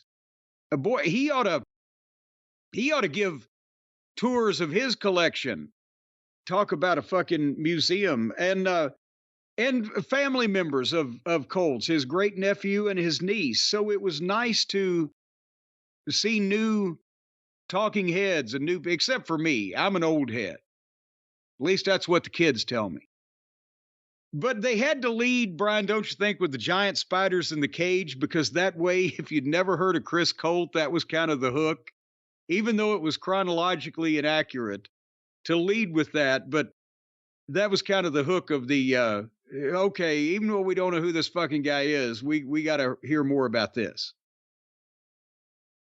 Do I agree with making that the hook of the piece? Is that well, yeah, because it came early. It came early on in the. I actually thought the episode got better as it got going, and I thought, I personally wouldn't have done it that way. I'll just say that. Well, that's why I'm saying they had to hook the non-informed viewer on what, and giant spiders climbing a cage is probably, Hey, listen, if you wanted to hook the viewers, all you had to do was run that promo they had later on in the thing where he's like, I'll fight you and then I'll fuck you. Yeah. Well, no, he said, I'll fight you, I'll run you out of town, and then I'll fuck you. Well, how's he going to fuck the guy when he's already run him out of town? That's a long distance relationship. I've got a car. But it's not mine. And I shouldn't overlook Moondog Moretti was a part of that also. But, and I'm not making a secret of it. I had suggested this story, Chris Colt, this subject, to Evan Husney and Jason Eisner a few years ago. I said, boy, if you want to tell a crazy story, Chris Colt, but at that point, the program wasn't established. They didn't want to do that deep of an album cut, but it kept coming back with other people mentioning it. And then they said, well, we can find these people that knew him, and off they went. And as much of this episode was non-wrestling oriented per se, just about a guy who was noted for being a wrestler, as it was about wrestling. We've talked about there's not a ton of footage of Colt still available. There's plenty of pictures, but some of the footage that's still available, they couldn't show. But it was just a story of this fucking guy that was, how would you term Chris? It wasn't that he was crazy. It wasn't that he might have been insane. I don't clinical definition, but he just got a personality and kind of went with, even though he was multiple gimmicks and multiple characters, it was always centered around drugs. I think that answers it. Well, yeah, drugs, but it was something about him. He didn't just say, I'm going to become a fucking garbage man or a plumber. It was all of his gimmicks had some element of one of his personalities in them. And this is one, you can't blame him here for not being chronological, because it's almost impossible. You need a pie chart and like one of those graphics they put up on the screen for the Bloodline Dynasty to be able to figure out his lineage and how many different wrestling names he used and gimmick names. And remember, at one point there was an early Inside Wrestling had on the cover a picture of Chris Colt and Ron Dupree as the California Hells Angels, and Don Fargo and who was it, Kenny Mack, the guy that got shot, as the Chain Gang. And will the real Hells Angels please stand up? And then later on, Chris Colt becomes Don Fargo's partner, and they become the Chain Gang and win the. So it was hard to be chronological with this thing to make anybody understand what the fuck was going on. I think they mostly did a good job with this one, to be honest. Well, with his early life, especially because a lot of people didn't know anything about, including me, his childhood. He was a wrestling fan when he was a kid, but his parents were apparently violent alcoholics. And, he wants to be a wrestler. He gets on the school wrestling team and bleaches his hair blonde in like 1962 or whatever. So that was frowned upon in that environment. And I knew that he ended up breaking into business in Massachusetts for Tony Santos, but I didn't know that he went to Chicago first and worked as a male hustler to pay his wrestling school tuition there. But Tom Burke had been one of his clients. No, come on now. Come on, Tom. Now, Tom, he's an older man now, and he might be. God, I'm joking. Tom's an older fellow, and he might be offended by that. But no, Tom, again, was one of the early, for lack of a better term, newsletter people. He would send out results, his Global Wrestling News Service, and he had pen pals that sent programs and wrestling results from all over the place. And he had been pen pals with Chuck Harris, who became Chris Colt as a teenager. And he kept saying, I'm gonna get in the business. And then Tom, being from Boston, sees there he shows up and he's a wrestler. And that's where he met and got involved with Ron Dupree, who was, God, what was the name Ron Dupree was using? The Golden Boy. The Golden Boy. But no, was there another actual name he used? So they changed names quite a bit. But anyway, so he Golden Boy Dupree, I think he's also used. Well, yeah, but I mean, he Magnificent somebody or other. No, that was Chris Colt. Chris Colt was Chris Colt. Magnificent Chevalier. That's right, the Magnificent Chevalier. And Tony Santos, one notch above Jack Pfeffer in the gimmick name category. Well, that was his booker. Well, as a matter of fact, that's right, wasn't it? That was his booker, yeah. That was his booker at the time. Anyway, so from then on, Ron Dupree and Chris Colt were a couple, and they traveled. They got some early success in Arizona, but they burned the flag on TV out there. And as the story goes, got the promotion kicked off TV. But that's where that magazine cover came from, with the Chris Colt taking a hacksaw to Cowboy Bob Ellis's head. It was the Arizona territory. Bob Ellis had been a big star in all over the Midwest and main evented Chicago, Detroit, and Indianapolis, but he had some kind of financial interest, or they gave him something, or he kept going to Arizona. And it stood out because here was this fucking huge name in this small territory. But that's that famous magazine cover of him taking a hacksaw to Bob Ellis's fucking head. 1972 at the drugstore, you'd walk in and see that kind of shit on the magazine stand. But that was just so Bob Ellis could explain wearing a wig. Well, yes, because he sawed off the better part of the front of his. And they told me when I first got into business, I guess it was a fresh thing because the last run that Bob Ellis had was in Puerto Rico, right? And then he was pretty much retired as a wrestler, very early 80s.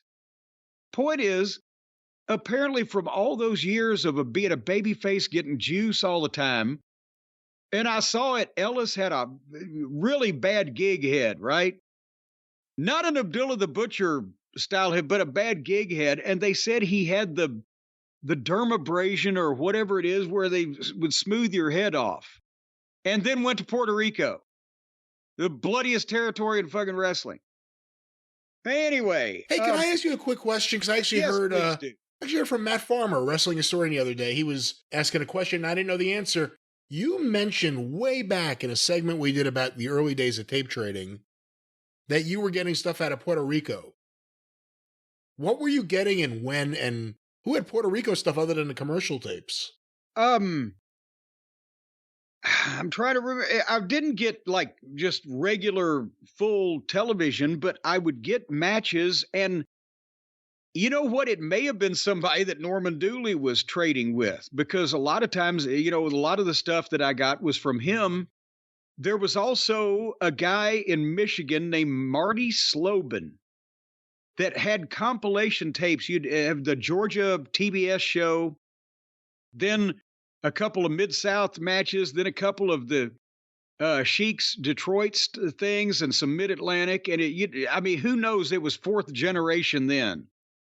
But a lot of that, early stuff, you would get tapes that weren't necessarily from the person who recorded it. So I do not actually know now that I think about it. And yeah, that would have been the very end of Cowboy Bob Ellis's career. In more ways than one.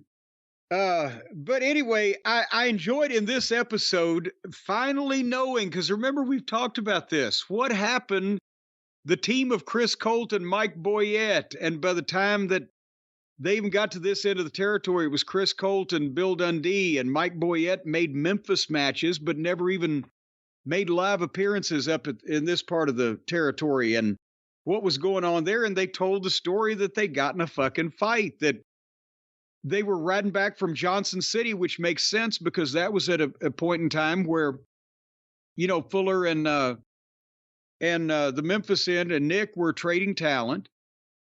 And apparently, Chris Colt freaks out in the back seat and starts punching Bill Anderson, who's driving, his brother Bill Colt, and punching fucking Mike Boyette and pulling his hair in the front seat. And Boyette says, pull a fucking car over. And remember, we've had fun with Mike Boyette talking about the Apocalypse Soldier of Fortune gimmick, and that I managed him in Tennessee when I was first starting and everything. And his brain was kind of fried at that point. But he was a Vietnam veteran, and he was a high-level fucking judo guy. And plus he was, just not somebody you would fuck with. So when they pulled over and Boyette front face locked Chris Colt on the side of the road and fucking put him out, like Hulk Hogan put out Richard Belzer, imagine that, but on the side of the road in East Tennessee at 2:00 in the morning. And then gets back in the car and tells Bill to back up, and then tells him run over him. Then fucking puts his foot on the accelerator, and he's got the steering wheel, and Billy Anderson's going out of his mind. He swerves, and they fucking pass him, right? He deserved to die. I can hear Mike Boyette saying that. Sort of more like a stoner, but gruff.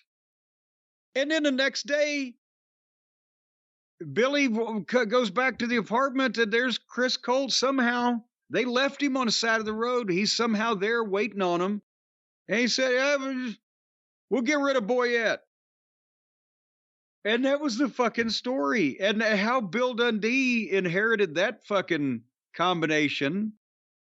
I guess Jerry Jarrett wanted to push Dundee at that point. I guess he saw an opening because the only person that prospered out of that thing was Dundee. It kept him going for a few more months till they switched him babyface. Mike Boyette always looked weird and, crazy, but geez, that story, he sounded like a maniac. Well, this was 1975. By the time I knew him, he was calmer. But that's the thing is... Remember he had a thing in the UWF, a losing streak. He was on TV every week, like 86, 87, and he had wild hair. He looked nuts. Yeah. Well, because the last time that I ever saw him, I think I've told this story, it was the day that we were in San Antonio on Easter Sunday at the Hemisphere for WCW. It was 1990. A fucking idiot they hired to book the arenas had us there. A 17,000 seat building. We had 600 people there, I think. But Mike was living in San Antonio and came up to the back door to visit some of the guys because, everybody from Tennessee knew him. So, but he was covered in mud. It was like he had I can't remember what he was doing, but no, from his head to his toe, he was covered in mud. He was doing some kind of work, digging, or I don't know what the fuck. And and again, it was Mike Boyette. He was very friendly with the guys that he knew, but he looked like something out of a goddamn horror movie. And that's the last time I ever saw him. But no, it was either he was in Vietnam but he was also in judo before he got to service, or he got in judo because he was in the service, but he was pretty good. That's why he came up with the apocalypse gimmick. It was supposed to be a judo martial arts fucking soldier of fortune thing, but then whatever substances he was on, he started painting himself up like the panda bears and all these colors, and they made him get rid of the combat boots because he was kicking guys' fucking heads in. I walked in at time, he's taping his ankles, he's barefoot. I said, what? He said, they made me get rid of my boots. They said they were made out of potatoes. And anyway, it just didn't. He was not all there. But anyway, he was the he was the casualty in that particular, because at least I guess Nick thought, well, I'm keeping the 2 instead of the 1 or whatever. And then finally, because that was Billy Anderson's first run in the business, he was just 18 and he big around as a straw. So they were going to go to Portland or Seattle or somewhere, and in the airport. And Billy just saw Chris at the bar, and before he walked in and said, you know what, fuck it. And he left and went home. But he probably would not have goddamn survived. That was the best movie ever made. Yeah. Yeah. He actually, he was not only a wrestler later on, but then referee, ring announcer for the WWF for many years, trainer. Yeah. Yeah. I mean, so he had a lot better career than Chris did once he got away from him.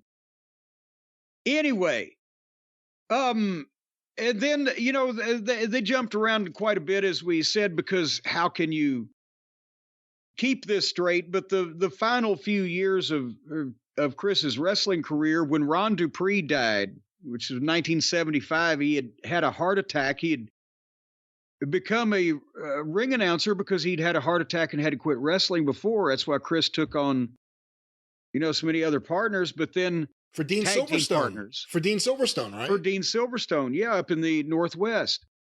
But finally he had another heart attack and died in the ambulance. So then Chris is out on his own and getting booked from place to place. And they showed the footage because it's out there on YouTube, just a clip. But the Chris Colt experience in 1976, he invented the Rock and Wrestling Connection in front of absolutely nobody in a Canadian indie promotion. It was Superstars of Wrestling for George Cannon. George Cannon, that's right. Crybaby Cannon. And that's why Vince had to pay him something for Superstars of Wrestling, because he had trademarked it, didn't he? That's right. And then I think Vince lost the trademark. Yeah, but then he came up with so many others. But Colt was using Welcome to My Nightmare by Alice Cooper as his entrance music, and as he had the snake, and also that made sense because the Sheik was huge in Michigan and Ontario, and George Cannon was running Ontario in opposition at that point in time. And here he's got his crazy wrestler with a snake. But it added to Chris's aura, but they show the TV clip in the studio. There's 22 people there. And, there was nobody there to see it. And then he went to England and they kicked him off television. And that was a shoot. I can't remember what for. And then, he would be some places that I think he was probably in Portland more than any place else between 79 and 82 or 3. And he wasn't even there that much. It's just he was there a little bit longer than elsewhere, and it was on tape. Yeah. And, they had already told the story in the program of his chance meeting with Janis Joplin in San Francisco, just on the street. Hey, I'll have a drink with you. And he did the same thing, but somehow he aligned himself with Joe Cocker long enough to be a roadie and get on, getting pictures and get on the tour with him for a while. So he was doing shit like that. And by the Southeastern Continental, Chris Von Colt was that 86, 86, the dying days of that territory too. But he's a Nazi suddenly, Chris Von Colt, because why wouldn't he be? What would be the most offensive thing you could just do? And they mentioned, a lot of the insight came from, as we said, his niece and his grandnephew, because they knew some of the elements of what he was doing when he was away from the wrestling business. And they say he went from cocaine to meth to being addicted to meth. And he was busting crack houses as a fake cop. He'd go in, try to make a buy, then flash a fucking fake badge and take all their shit. What kind of balls does that take? Or lack of possibly critical thinking, or both. I don't know. And then he did the gay porn stuff. They had the director of... Brian, I was conflicted on this guy because he gives his resume. He wrote 20 books. He's a college professor. He's taught literature. He sounded very intelligent. And then they show him with Chris Colt with a headlock on him. He's wearing the GIMP mask in his fucking video that he directed. I was conflicted on whether to take this guy completely seriously as a scholar or not. What'd you think of him? He seemed, relatively together. Obviously, he was making these films back in the 80s. It was a long time ago. It's almost 40 years ago. And said some interesting things. Hulk Hogan's a gay icon. Yeah, no, Hulk Hogan was a god to the gay community. I wrote that down.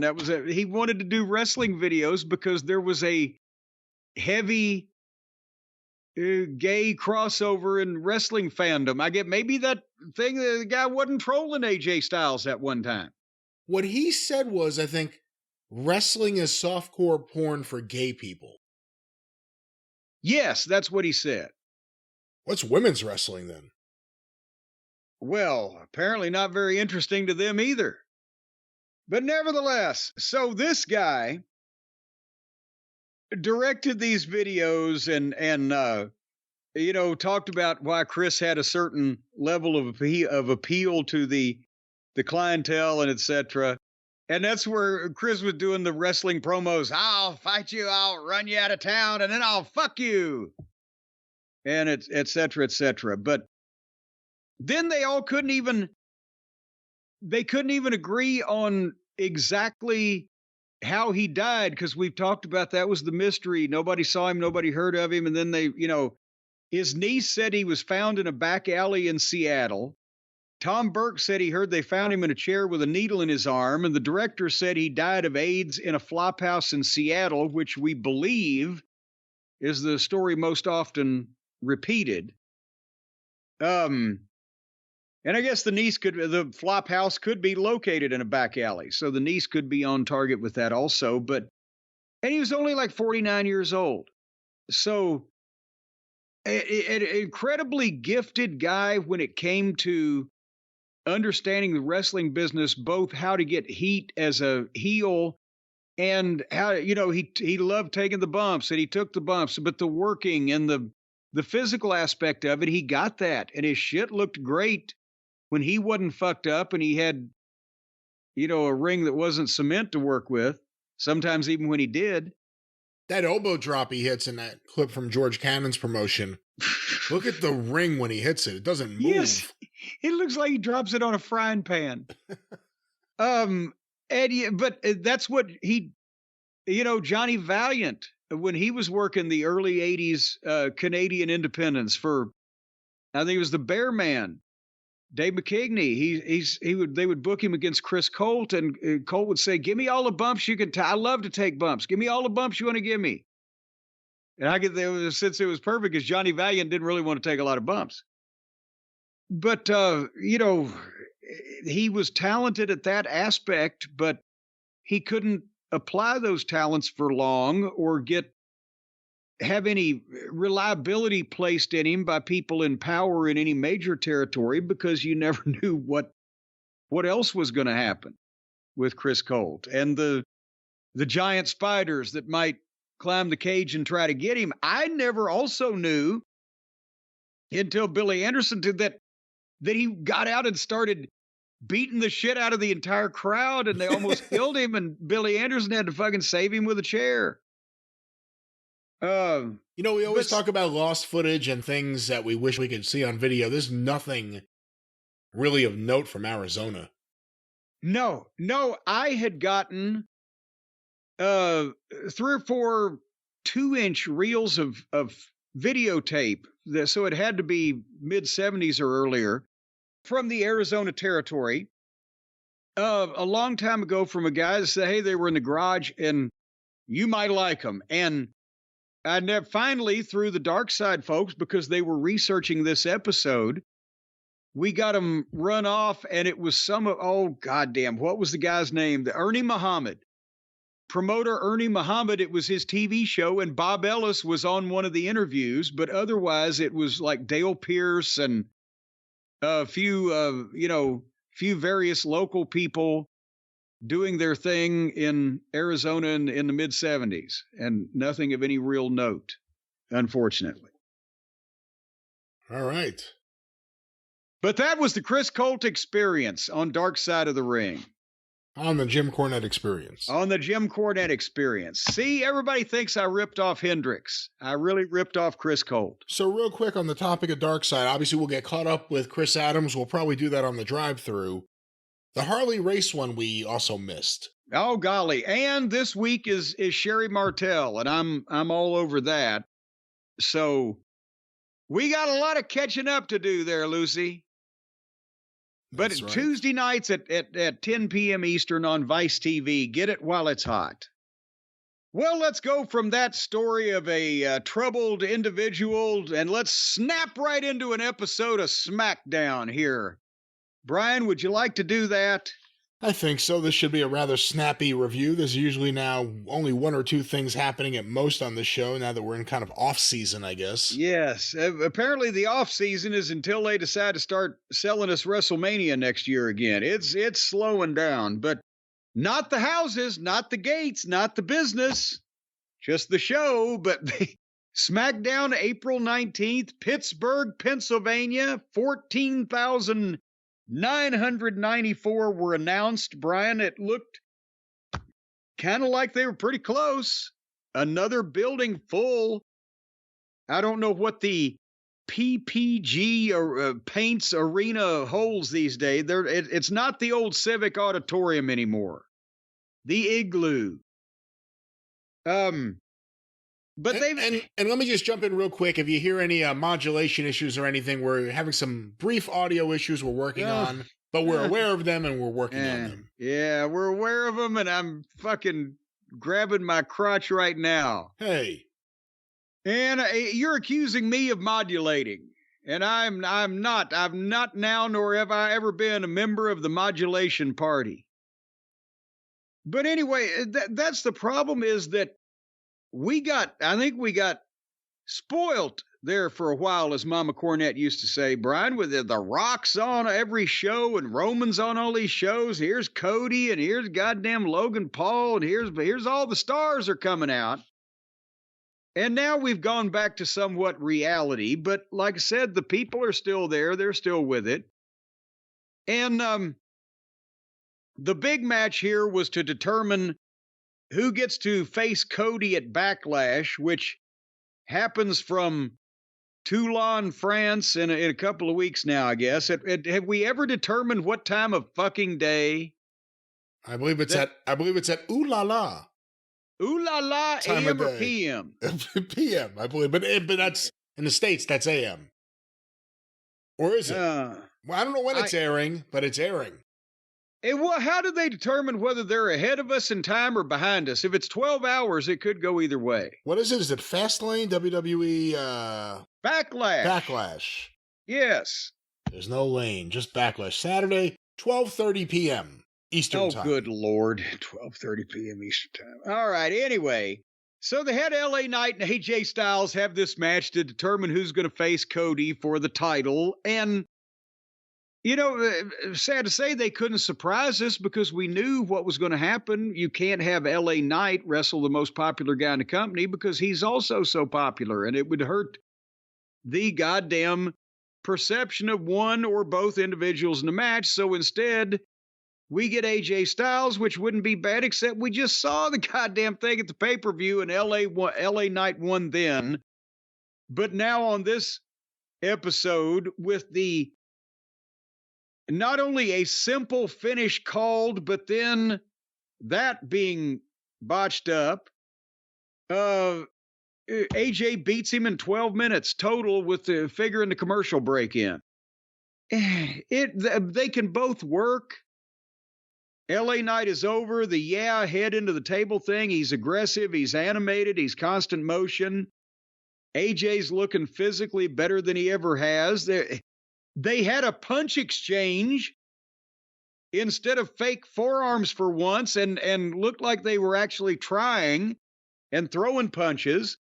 LA Knight won that as the babyface. But the point is, I think they're taking a step back by having LA Knight do a high-profile job to AJ Styles at this point in time. But they have to have a somewhat meaningful heel for Cody to beat at the pay-per-view. So this is what they did. And poor Charles Robinson was the referee, and I love Little Nate to death. And I don't know who didn't do what to who, why, but did you see what happened with the finish? I did not. You didn't? Okay, well then you may have glanced down because if you blinked, you missed it. No pun intended. At the end of the match, LA Knight hits the power slam, hits the LA elbow, goes for his finish. AJ rolls to the floor. As he's coming up, LA Knight goes to grab him. And AJ does the thing where he springs LA Knight's fucking neck on the top rope, right? And LA Knight snaps back and waved his hand backward wildly like, oh my God, that hurt. And he was supposed to poke Charles Robinson in the eye. He swung all the way over Charles. I don't know. Charles was not in the right place. If LA Knight thought Charles was 6 inches higher, whatever the case, he swung his hand over his head, and the referee, Charles, just kind of turned away from it like, oh, geez, that narrowly missed me. I should now gather my thoughts for 3 or 4 seconds. And that's when AJ Styles pokes him in the eye, pokes LA Knight in the eye, and then hits the phenomenal forearm while LA was blind. But they missed poking the referee in the eye. He turned around and just staggered there for no reason. And then LA Knight got beat. So I even though the work was fine, I wasn't a fan of what they did or how they did it. But otherwise, I loved it. What'd you think? I thought it was all right. Again, I wasn't paying attention enough that I paid attention to the finish. But I kind of knew what the finish was going to be. You brought up Cody wrestling a heel or babyface. To me, it was more, he just beat AJ at WrestleMania. They're not going to give him 2 in a row. There's no way. Yeah. And of course they didn't. Well, here's the problem is that that they're not going to match LA Knight against Cody just on that short a notice for no fucking reason. Right. Nor should they on Tony Khan-like booking. That's right. But then you got all right. Should it be the Battle of Georgia? Cody versus AJ? No, because Atlanta would kick the shit out of Gainesville. There's nowhere near close. You'd have to get some recruits or some backup. Reinforcements is what I'm trying to say, son. Recruits, okay. Recruits, reinforcements. Or we could recruit some Rossy people. Yeah, we'd look. Can you? Okay, how about this? How about just so I can refer back to this. If we're not going to be sexist and everybody should have equal rights, what if he said we want to recruit boys, unattached, unaffiliated, unmarried boys between the ages of 13 and 30? Would that have got any more attention? By the way, unmarried. I mean, you would almost think it's implied no boyfriend, right? So it's like we just want someone who has no one else. And also, how many married 13-year-olds? Well, we're going back in time here with this subject. But we're going to go way back in time with the next subject. That's where that they had the package on Tama Tonga making his debut in the Bloodline. And then Solo and Tonga were in the parking lot. And there's Paul just looking like he's shitting himself. He's nervous. He don't know what this guy's an unknown quantity. He's a wild card. They could kill me at any minute. He's nervous around Solo. He's disturbed is what Paul is. He's doing this very well. But Solo introduces Paul to Tama Tonga as my MFT. And the way that they were saying it, that's why we talked about it earlier at the top of the show. I was assuming that this is some phrase or a nickname or what initials, this is something that's being used by the young folks. Most favorite tribesman. Oh, come on. You're just making that up now. Yeah. So are they. Well, I didn't know that they were just making some shit up. I thought this was a deal and I didn't know what it was. Oh, it's MFT. Well, fuck. That's going to be trouble. But now we know they're... My motherfucking... What? Tuffin. Tuffin. Motherfucking Tuffin. I will say this. I like the dynamic they have now where... Tuffin Tonga or Tama Tuffin? I like the dynamic where you could tell Heyman's horrified. Yeah. You could tell he knows all this is wrong. And you could tell that Solo knows he needs Heyman even though he's getting frustrated with him. Because he has seen how Heyman does his magic for Roman Reigns. Yes. This is the only intriguing thing on SmackDown right now. And we're back where we started from a little while ago. We're Bloodline. You tuned in to see the Bloodline, but I want to know what a goddamn MFT is. And then Solo, he's hugging Tama Tonga or Tama Tuffin. And I wonder if Tama Tuffin is down with the muffin. And then Solo asks Paul if Kevin Owens is here. And he said, take me to him. And he's like, we'll find him. And then off they go. So again, anyway, we've got now Roman, as we'll find out later on. Roman is starting to be viewed more charitably by the fans for they thank you, Roman, after Cody acknowledged Roman's reign. No pun intended. And now these guys are going into business for themselves, doing things that are not ordered by the tribal chief. So originally we were going to have Rock and Roman, and one would have thought Rock would have been the babyface. But now, if we have Rock and Roman, I bet you that Roman will be the babyface, except do we get Rock and Roman because now they know that Rock and Cody is a much bigger money match than anything else. And the other thing is, as bad as it sounds, I don't know if Roman, even with all of this, would be an effective babyface. I think he's much better suited to be a heel. Yeah. Now, again, if WrestleMania is going to be Cody and The Rock, that leaves open the Royal Rumble, SummerSlam, or any other big event overseas. Would they do it there, or would they do it at WrestleMania? That's the question. Or, well, I don't know, because you would...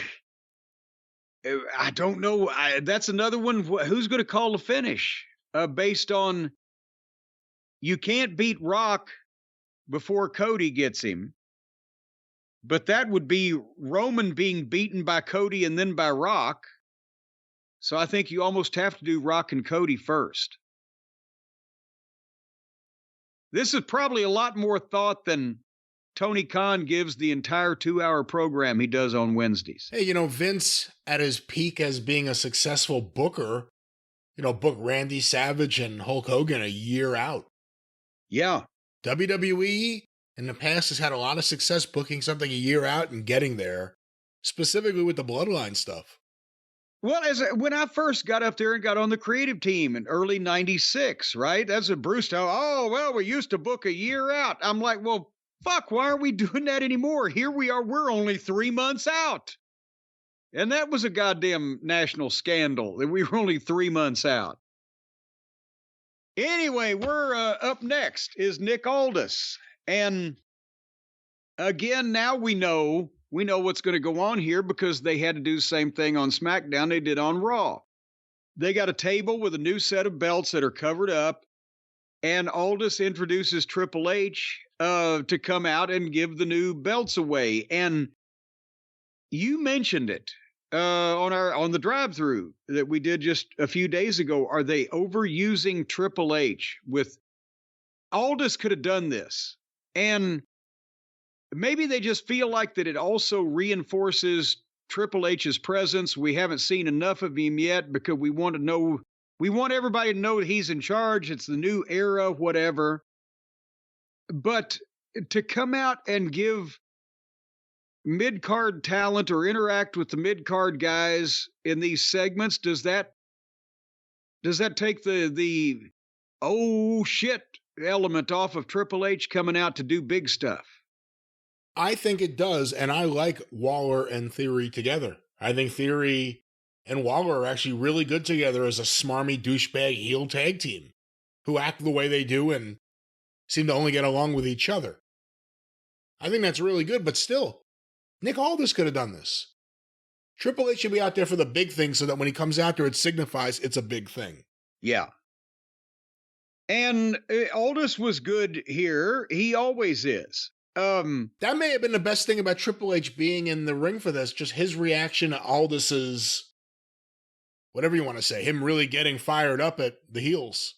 Well, yeah, because they did make a smart remark to Triple H, and he's kind of, scoffing at them a little bit, and Aldis steps up and says, ha. But these are now the WWE tag team title belts, not the SmackDown or Raw tag, like the other tag team titles are the World Tag Team titles, and these are the WWE tag team titles, like they're single belts now, and nothing specific to SmackDown or Raw, because I guess they saw that was stupid, because then guys would just switch or whatever. But does there need to be 2 sets of every champion just because they got 2 programs? Wouldn't the champions be good as floaters so neither program gets too sick of them? But I digress. As I said, Aldis did a good job, and then they started a 4-way for a title shot at these new belts. And if it was an indictment of the tag team division that I said it was on Raw the other night, is this any better? The Street Profits, the Heel Luchas, the New Crotch Republic, and AOP. I don't even care enough about AOP to give them a derogatory nickname.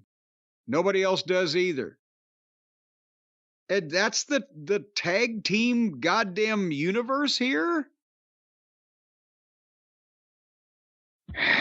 Yeah, and that's the problem. Other than the Bloodline stuff, I've kind of been trained now that a lot of this stuff on the show, I got no reason to really watch it. And the Street Profits won. Imagine that, a babyface team won a title shot against the heel champions, but out of this bunch, they're by far the best, right? I have really enjoyed the Triple H era so far, especially the production, but it's been great so far. I think everything's firing on all cylinders. But I think he's starting to overdo it too with the multi-people matches. It's unnecessary. It's nonstop. Well, when you say he, and yes, the buck does stop there. Of course, the buck never stops with Tony Khan, neither one of them.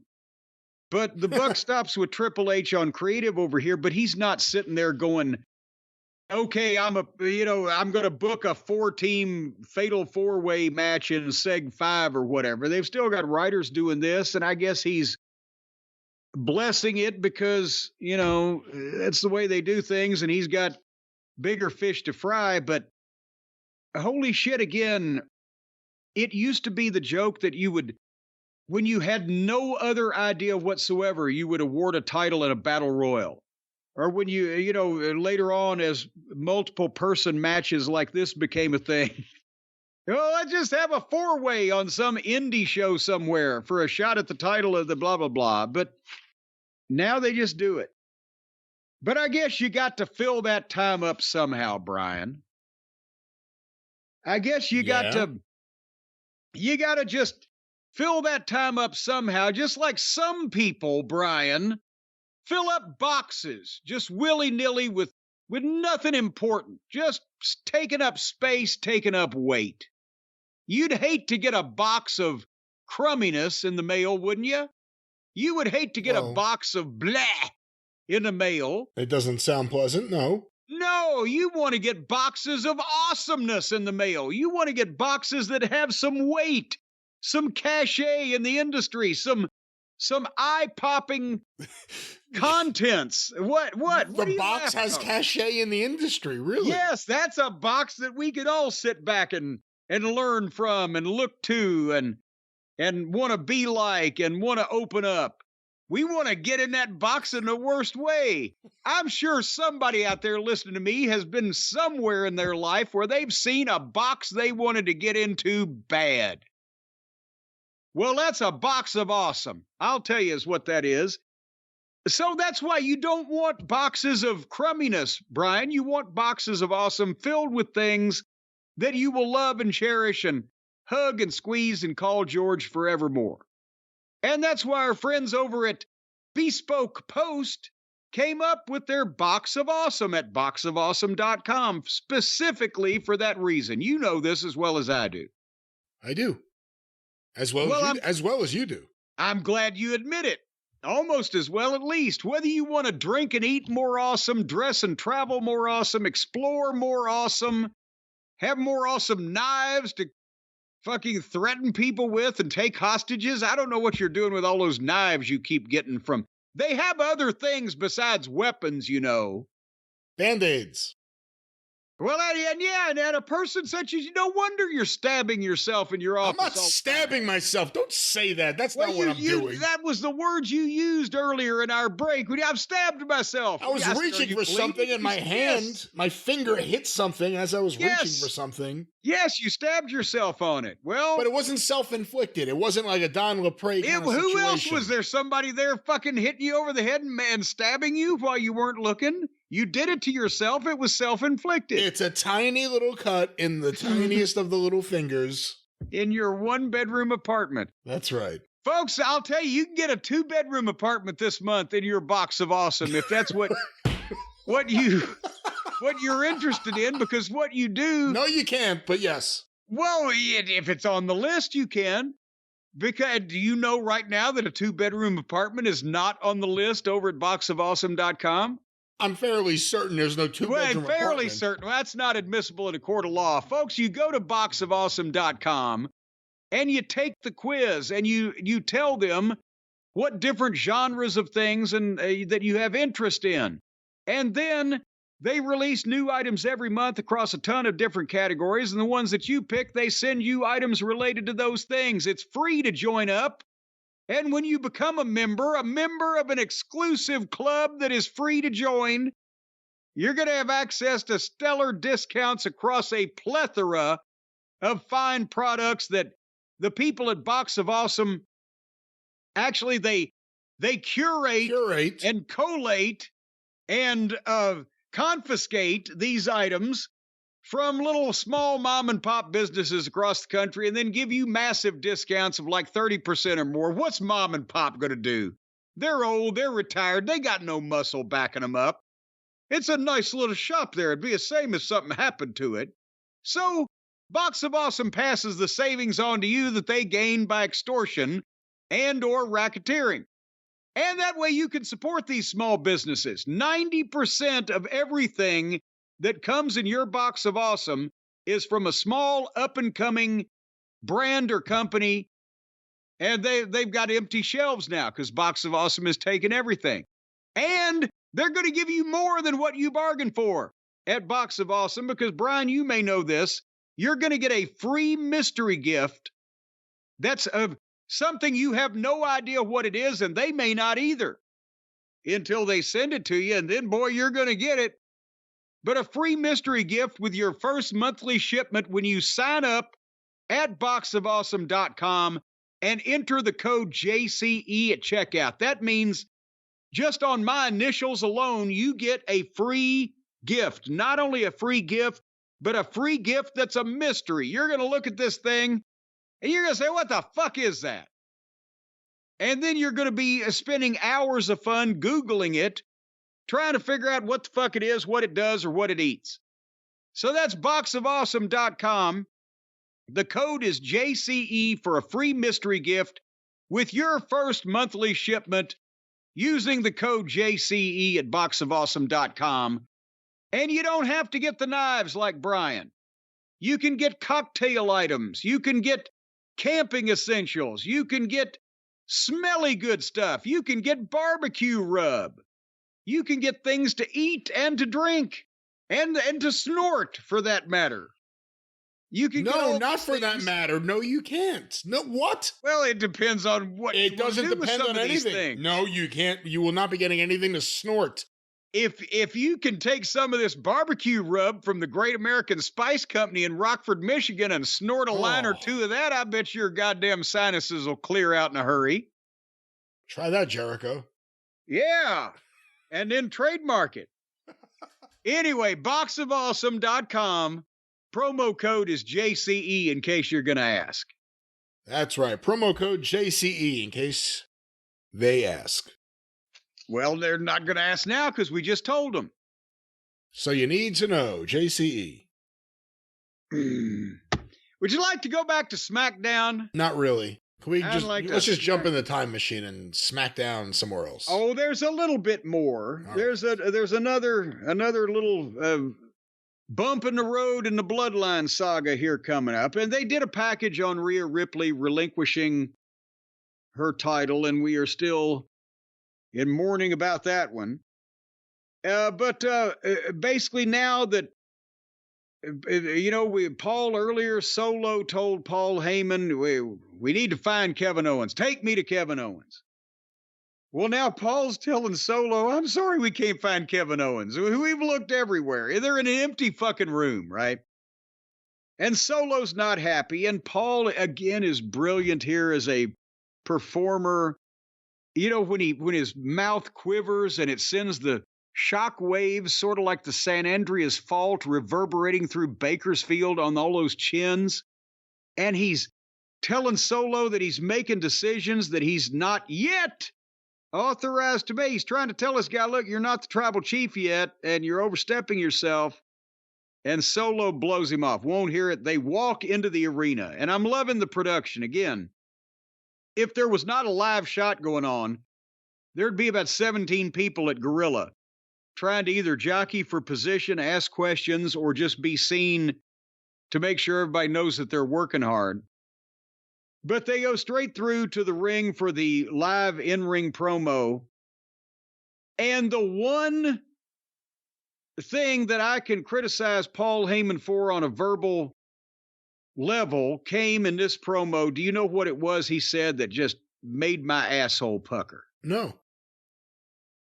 He was saying, well, I'm a master politician of backstage manipulation and blah, blah, blah.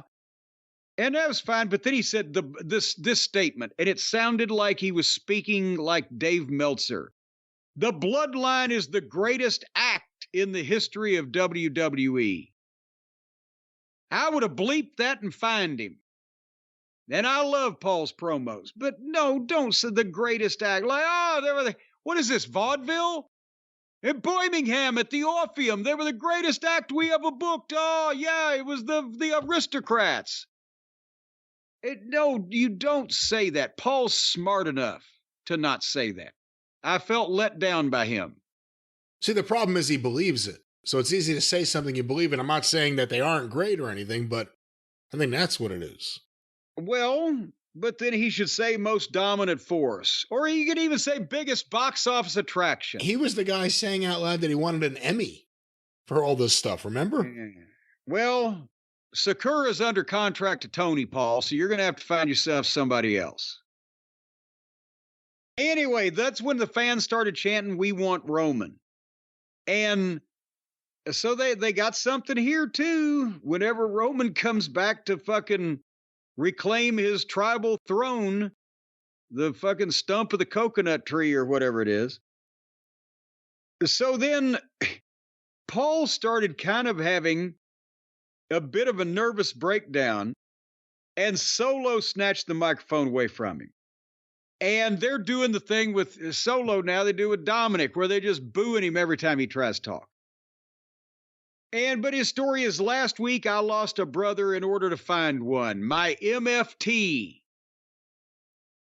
Should we do a Google search of the Samoan language? Is that brother in Samoan besides Uso? There is nothing. Mukta? I've been looking. There's nothing I have found to explain this. Nothing. Okay.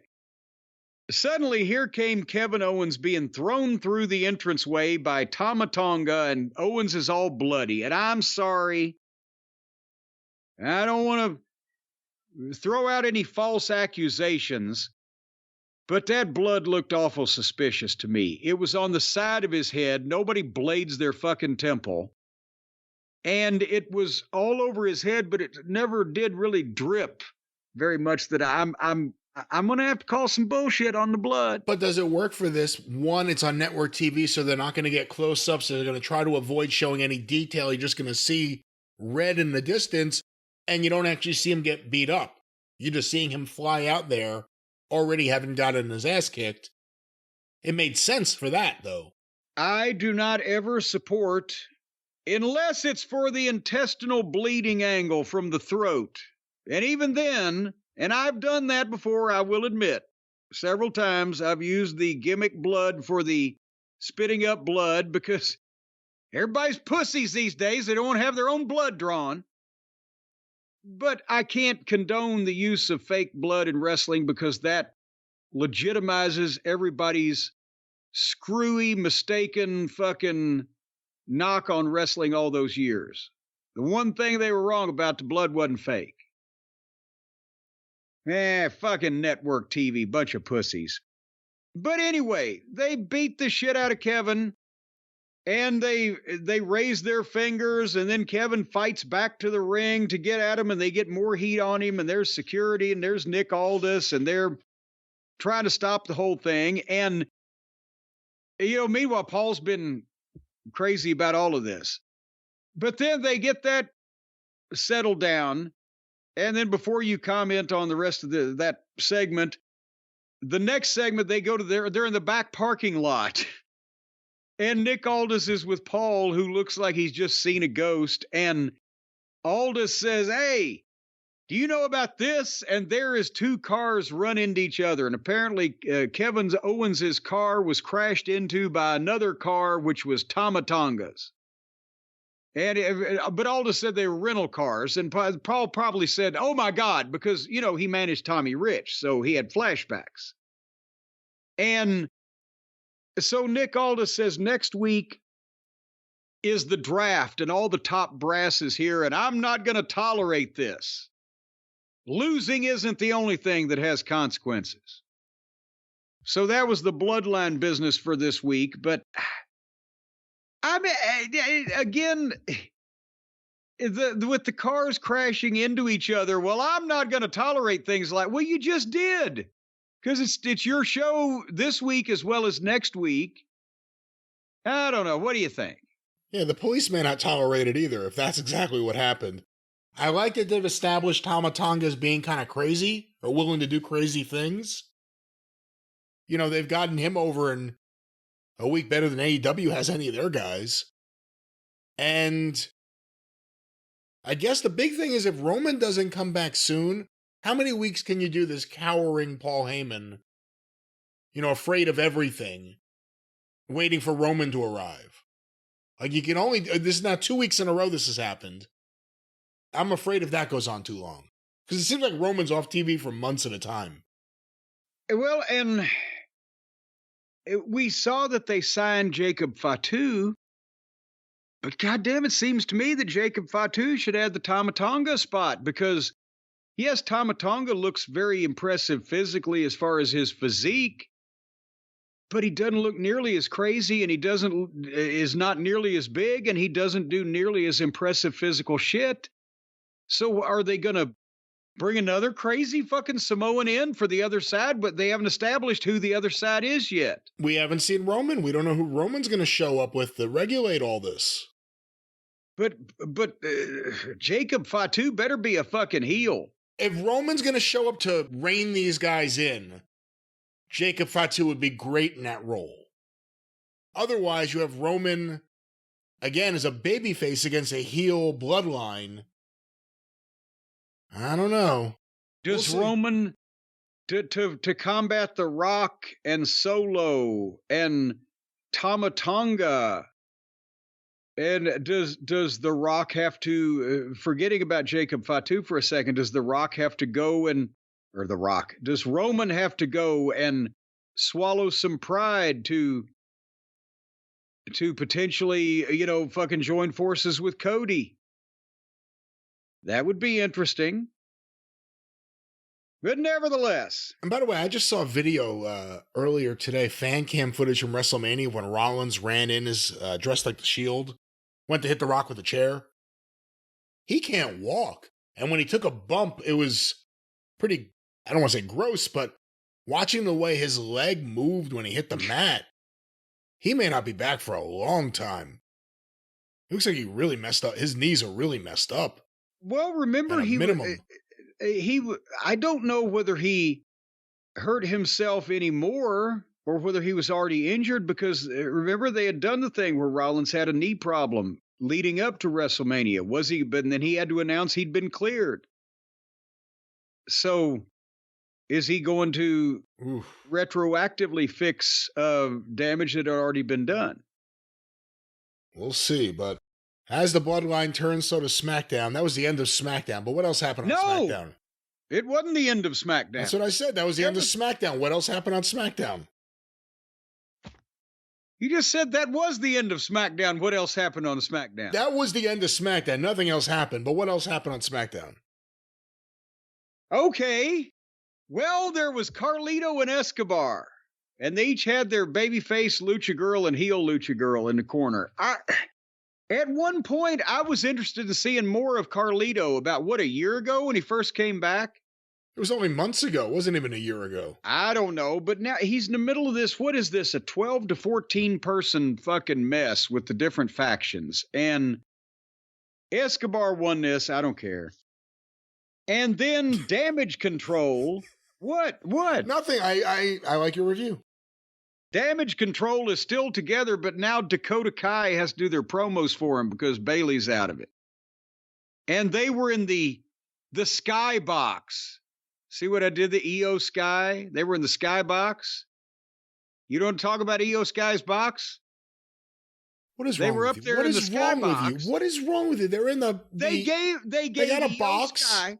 They gave EO Sky and Dakota Kai and Oscar and Kerry a skybox. It was in EO's name, the skybox. And they were sitting there doing the interview, and suddenly Bianca Belair and Jade Cargill walk into the next skybox, and neither one of them was named Sky, so I can't make any puns. and they're going to watch the title match with Bayley and Naomi. 2 baby faces for the women's title. You just know I was on the edge of my seat for that. Would you like to know what the finish was of that, Brian? You know, now that you mentioned that was the main event, I did watch it. I did see the finish. Well, and I'll tell everybody else what the finish was, because they didn't have one.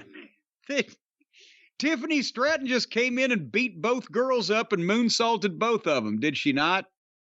It was a beautiful moonsault, I have to say. That was perfect. It was a beautiful moonsault, but Tiffany Stratton came in, and we've established now the girls in the one Sky box, Io Sky's box, they're not happy with Bayley, so they wanted to see Bayley get shit kicked out of her by anybody, right? But we established that Jade Cargill and Bianca Belair were in the box just right next to him. And I guess, and they showed them afterwards, they didn't go anywhere. So are they friends with Naomi, but when somebody comes in and starts kicking a shit out of her from behind and having their way with her, they just sit there and watch and go, well, shit, I wish that wasn't happening right in front of me. They didn't make any move to do anything about it. They're in the skybox. What do you want them to do? Zip line down? It's what is it, 150 feet? This shit went on for a while in the ring. They may have to take an elevator to get down. I don't know if there's stairs that are available from where they are. There looked like, in the same shot as they were being interviewed in earlier, it looked like stairs that went right down to the goddamn floor. To me, that's standard in most arenas. It's something about the fire code. You got to have stairs to go up and down from the floor to the outside of the thing. Can't just, okay, we're up in the cheap seats, so if we want to get to the floor, we got a zip line. Just in case there's a fire. Mom, did you bring the goddamn parachute? They're not in the cheap seats. They're in the skybox, like you said. You don't just have an open entrance. Skybox is all the way up there. That's in the cheaper seats, but they're more expensive. But it's farther. The point being, if it was your wife or mother and they were being assaulted by a fucking perpetrator. Hey, why is my wife or mother in the ring? I would say, why is my wife or mother in the ring right now? Well, nevertheless, if it was someone that you cared about and felt deeply about, would you have been able to get from that skybox down to that ring by the time this assault was going on? The question is, do you run down there and lose sight of what's happening for a little bit? Or do you stand there and watch so you know everything that happened so you could testify? Motherfucker, if it's alleged to be my friend, I want to see the footage of that son of a bitch climbing over the front of the box and drop into the seats below to come get my ass. Fucking looking for the goddamn elevator. I couldn't find the signs. Where's security? I went to get my knife. Where's security? They could show them how to get down there. See? You know, SmackDown's a lot better when we have fun talking about it than actually talking about what happened on it.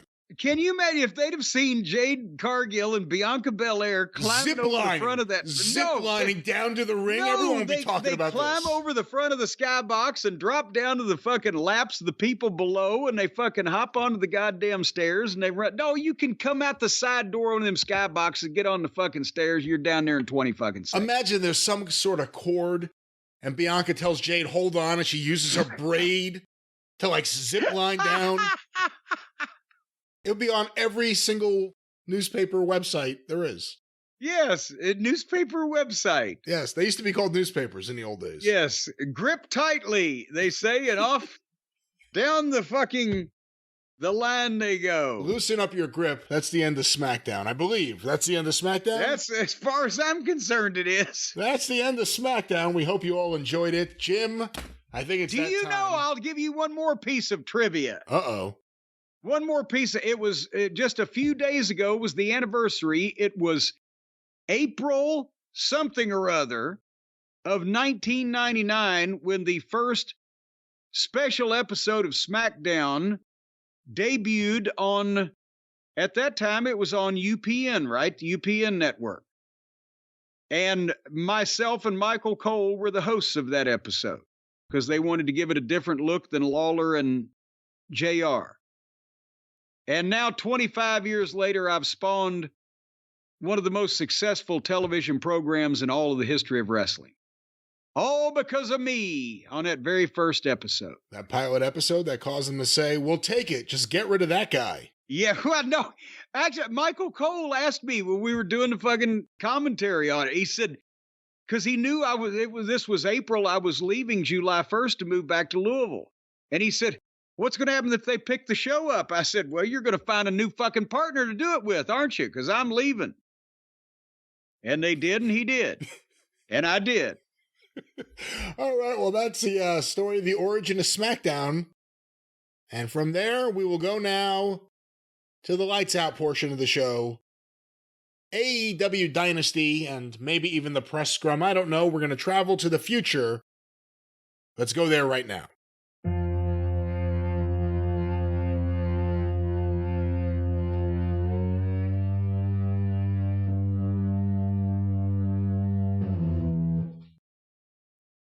Not feeling very creative today, folks. Oh, good Lord. Well, neither was Tony and the gang, but nevertheless, that was the time traveling. That was the big time travel. We are in the future where we still haven't gone to sleep. So much happening. One of these days, we're going to pop up in the future, and they're going to announce that they've outlawed pro wrestling. We're free. Go, be free. All right. So we're going to talk about AEW Dynasty here in a second. But first, since we've traveled all the way to the future of the following day from where we were before, do you have updated information now in the distant future, all the way 12 hours in ahead of time of what the Arcadian Vanguard Network is doing this week?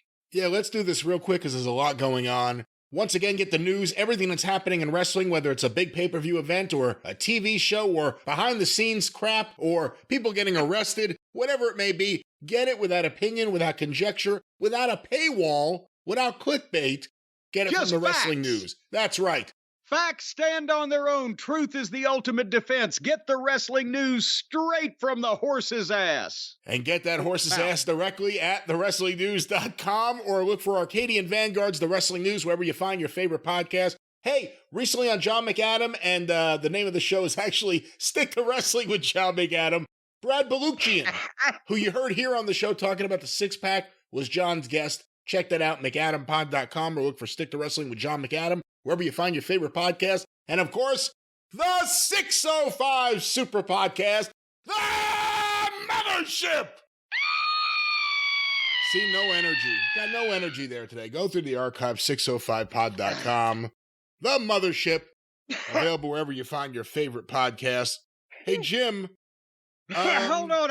I inhaled Sprite through my nasal passages when you announced the John McAdam show featuring Stick to Wrestling.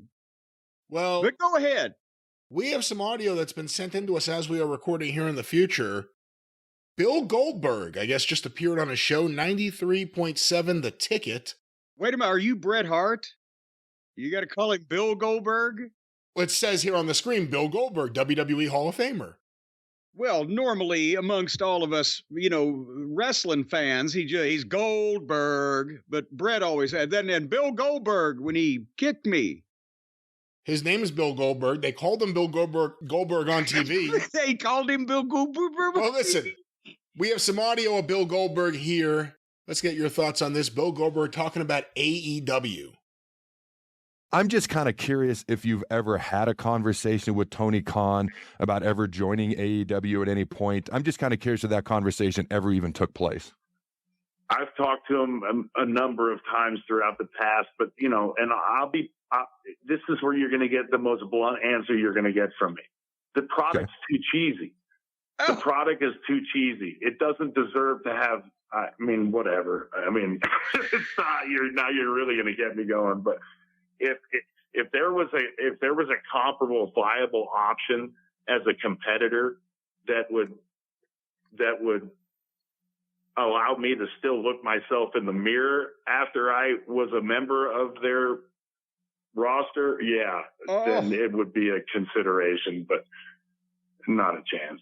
Well, Whoa! there's Bill Goldberg. Now, there were rumors in the early days of the formation of AEW that one of the booking ideas Tony Khan wanted to explore was... Stop it! I said there were rumors. I didn't say that anyone said this or that Tony Khan even said this. I said there were rumors that Tony Khan was a Goldberg fan, and there were elements of Goldberg's past he wanted to bring back to TBS. Fruition? So that's 2019. Well, and you know, I would chime in on that conversation, but the only time that Tony's ever been antsy about the NDA that I signed with him back in, 2018 now, was when I emitted the name Bill Goldberg out of my mouth. But I think I can say this with some degree of safety. Of all the people in the wrestling industry, the veterans, the greats, the icons, I'm glad he said it because it's true, but it's him, it's Goldberg, of all the people who have given so many years that actually worked their way up in the blood and the sweat and the enduring the being fucked on payoffs and the brutal territorial road schedule and being away from their families and destroying their bodies and trying to uphold the honor and the integrity and the credibility of the wrestling. And it's Goldberg that is the only one that will come out and say, no, I'm not going to fucking embarrass myself being a part of that fucking program. I'm not going to take this fucking little Mark's money. Everybody else has done it. Well, except me and Bill Goldberg. Can you imagine Goldberg Can you imagine he did a segment on Dynamite? He came in the back and Orange Cassidy was up next and they had to cross paths. But say Goldberg was a professional athlete, and also he recognizes that he has accomplished something, especially in the wrestling business, because we've talked about it. It wasn't his fault that they gave him barely little training and threw him out there and smashed him over and gave him a lot of money to do it. It wasn't his fault. What was he? Oh, fuck you. But when it comes to going out and, you know, embarrassing himself by people saying, oh, look at Goldberg, look how far he's sunk, or that type of feeling, he said, no, fuck it. I'll not be doing that. And I applaud him for that. Well, there it is. Bill Goldberg, I guess, putting his foot down. He won't be working for AEW, it doesn't sound like. But, Jim, AEW just had a big pay-per-view event, AEW Dynasty, their first Dynasty.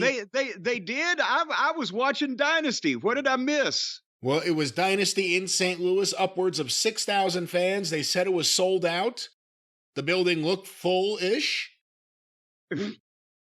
Well, I take it that it's sold out for the tickets they put on sale. They had a nice stay. You can Google what is it, the Snavitz Arena or the Jacob Javits Arena? What is it? It's one of the newer buildings over there in St. Louis. It's not the goddamn Kiel Center. That's the NBA. And it ain't the Javits location. But they got 7,000 people or thereabouts. So we applaud them for that. And I've got to say, as usual, with AEW, they had good things here. They just got in their own way of, you know, them standing out by letting everybody do everything again. That's not news or anything we haven't covered before. But Jesus Christ again. I won't belabor this too much, but I'll just get it out of the way at the top of the program. They went 2 minutes from midnight of having a pay-per-view on 2 different days, Saturday and Sunday, and running out their pay-per-view window. And that was with an hour of pre-show, as they call them, matches. If it's a goddamn match in the same ring you're using in front of the same crowd, it's a goddamn match on the show. I've been fighting that shit since Ring of Honor. But that's another hour. So those people, if they got in when the doors opened up, then 6 hours later, they're allowed to fucking leave? This is almost like kidnapping, isn't it? They seem to want to be there. It was a hot crowd. But maybe for the people who are in their living room at midnight Eastern time trying to watch, of course I did not. There's no way I'm staying up till midnight for anything, much less this shit. As usual, I recorded it and got up early on Monday morning with the Roosters and Harley and watched it. But Jesus Christ, it just goes on so long. At some point, nothing could be different. It's just over and over again. Am I overstating this case? I don't think you're overstating it. Now, I thought it was a good event. I thought it was a good wrestling card. The issue may have been, if you remember when we previewed it, we ran through the card, there were matches after the world title match. And I think in this case, Danielson versus Osprey was a match that there shouldn't have been anything after because it was almost impossible to do anything after that. And you know what? They could have just tweaked it a little bit and said, okay, this challenge match is going to be a special lights out match. Let them, and that way have the main event, the world title match, and then put up, because like you see, you couldn't follow it. It was like Sammy in Montreal or, whatever the fucking case. You didn't, it just, and also it was very good. And then they followed it with stuff that was very bad. And then they tried to get him back for the main event, but we'll get there. Anyway, I will have you know that the first match was for the Continental Breakfast Championship. Pac versus Okodi. And finally, I've got to let you know at the top of this that this son of a bitch has finally won me over. I'm a fan of his. I think he ought to be used and pushed more. Which one? Pac. What the fuck you think I'm into, Okodi? Come on. Okada? Kazuchika Okada? Well, you do and you'll clean it up, as Mama Cornette used to say. But anyway, here, this was the first match, and I said, okay, another one of the bonus babies, the $1 million, kids. I'm going to watch this, and I'm going to let him try to impress me again on pay-per-view with no commercial breaks, a money match. This is what they signed him for, right? To be in money matches on pay-per-view. So I watched this thing, and here are the random notes that I wrote down of my impressions. Pac looks incredible. Okodi looks like a fucking guy. Pac has a physique. He has mean facials. He's got the fucking hair. Okodi has no fucking body or tone. He's stone-faced for half the match, except when he's making a fake shock face, and his haircut is CPA meets peroxide. Pac is aggressive. Okodi is blasé and slow. Pac usually wrestles another acrobat, so they do stupid shit, but here, Okodi was so slow and not motivated, it slowed Pac down, and he then got over and looked like $1 million. And he beat the shit out of Okodi. And I had 10 different guys in Ohio Valley Wrestling at any point that could have had the match that Okodi was having. And you've seen a bunch of those shows. Can you deny that? Was there anything that this guy did, besides his wonderful standing drop kick in this match, that any of the OVW guys that you've said, the top guys, the Dinsmores, the Conways of the world, were not doing on my television? I think Okada's better than him personally. What did he do here? I thought it was a good match. What did he do here? It was a fine match. It was a great match because of Pac. Pac is the baby face. Okada's the heel, but the people are cheering both of them. Well, honestly, though, that's a problem company-wide. The idea there's no heels and baby faces, and sometimes you're a heel with baby faces against other heels with baby faces. It fucks up the crowd dynamic in general. Yeah, but I understand why that they're cheering for Pac, but what, are they just cheering because this is the guy that they've heard about that's supposed to be good? He just doesn't have to do anything good in front of them. Hey, based on the reactions of this audience, and again, it's a pay-per-view. Sometimes people travel in for pay-per-views. They got a big house here. I'm guessing this is the audience that would know who the stars of New Japan were. And if you want to present any of these guys like stars, these are the fans you want them in front of because they react to everything like they're stars. Well, visually, sitting in my living room, this looked like when an ex-WWE guy would do an indie show and let a local guy get his shit in, with Okodi being the local guy. I mean, he's not, is he trying? Is he trying? I wrote, Pac hits a backflip off the top rope to the floor. Which one are we pushing? Pac looks great. Okodi is slow and his feet are in the mud. Pac Germans the guy on top of his head and he popped right up. It didn't sell it and drop kicked Pac, and then both of them sold like they were dead and nobody got up. And the fans love this kind of thing, but 15 minutes in, it was dragging. Because it was a 20-minute match of a Pac against a jobber that he's letting do some shit. Pac hit a great clothesline. Great German with a bridge. Okada hit the tombstone and didn't even cover him. And suddenly in 10 seconds, Pac is back up on offense running around. So that's the thing, as I've said with Pac before. When he's with one of these acrobats, he does too much shit.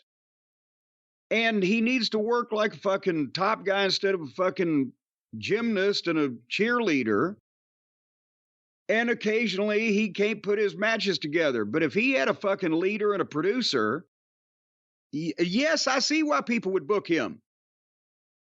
Anyway, finally, he fucking did a leaping tombstone on Okodi and didn't cover him and came off the top, and brother raised his legs and then hit the weak-ass short-arm clothesline, but Pac's bump made that 1, 2, 3. It was over 20 minutes.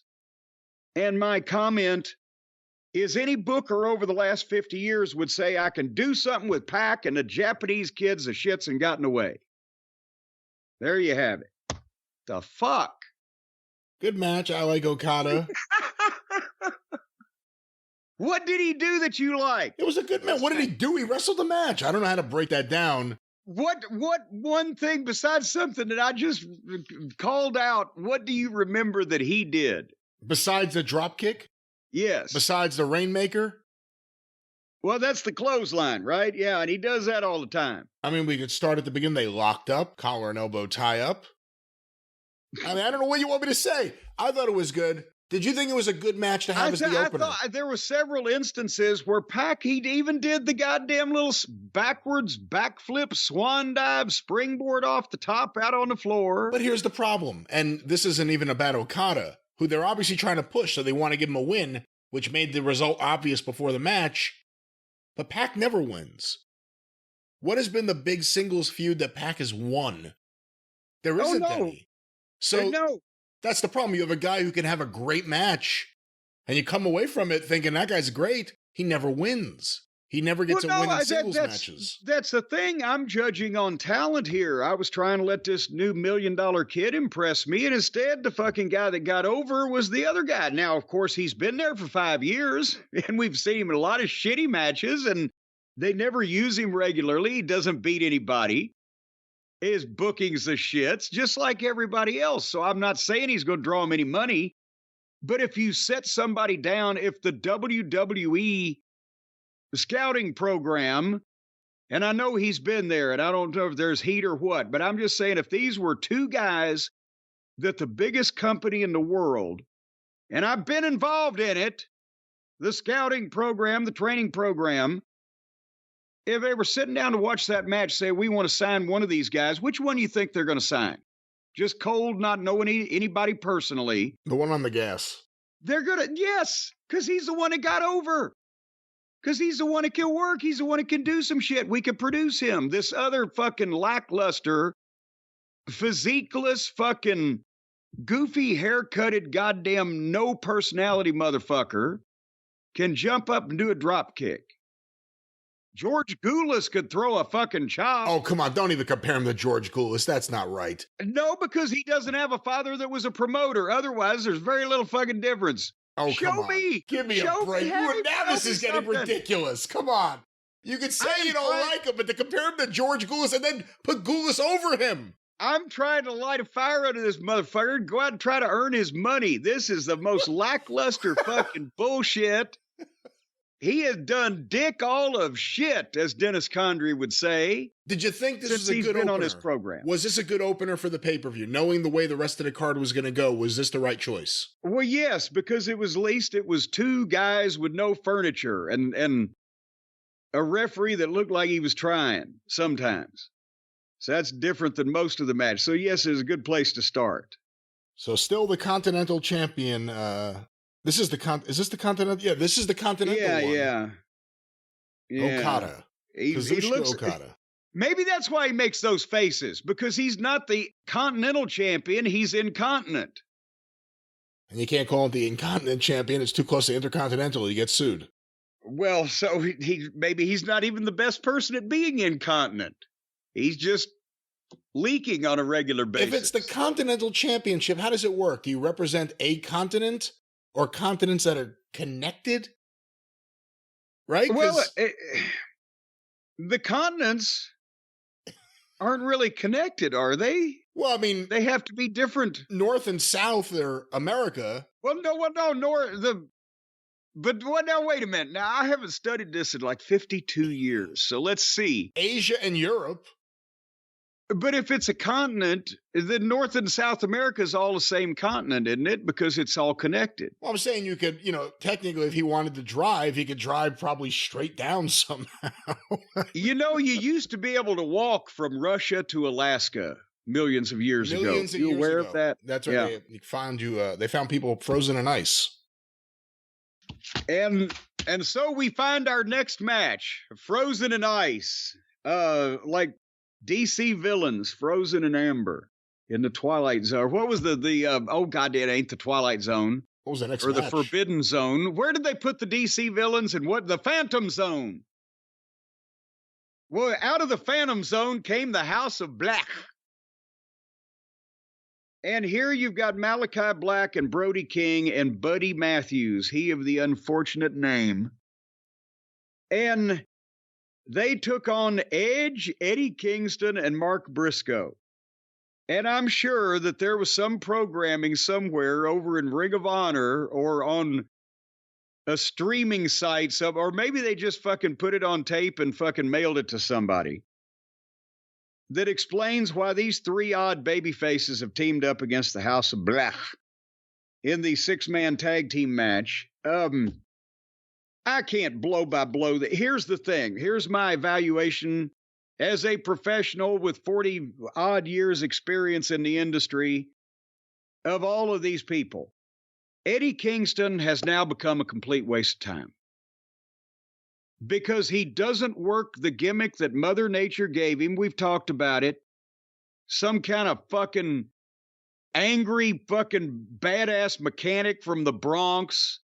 Put some fucking Yonkers, wherever. Put some fucking regular clothes on him instead of whatever that goddamn tribute to fucking All Japan Pro Wrestling outfit he wears. It looks like he's pregnant with a goddamn watermelon. And he can talk like that, but he doesn't do it.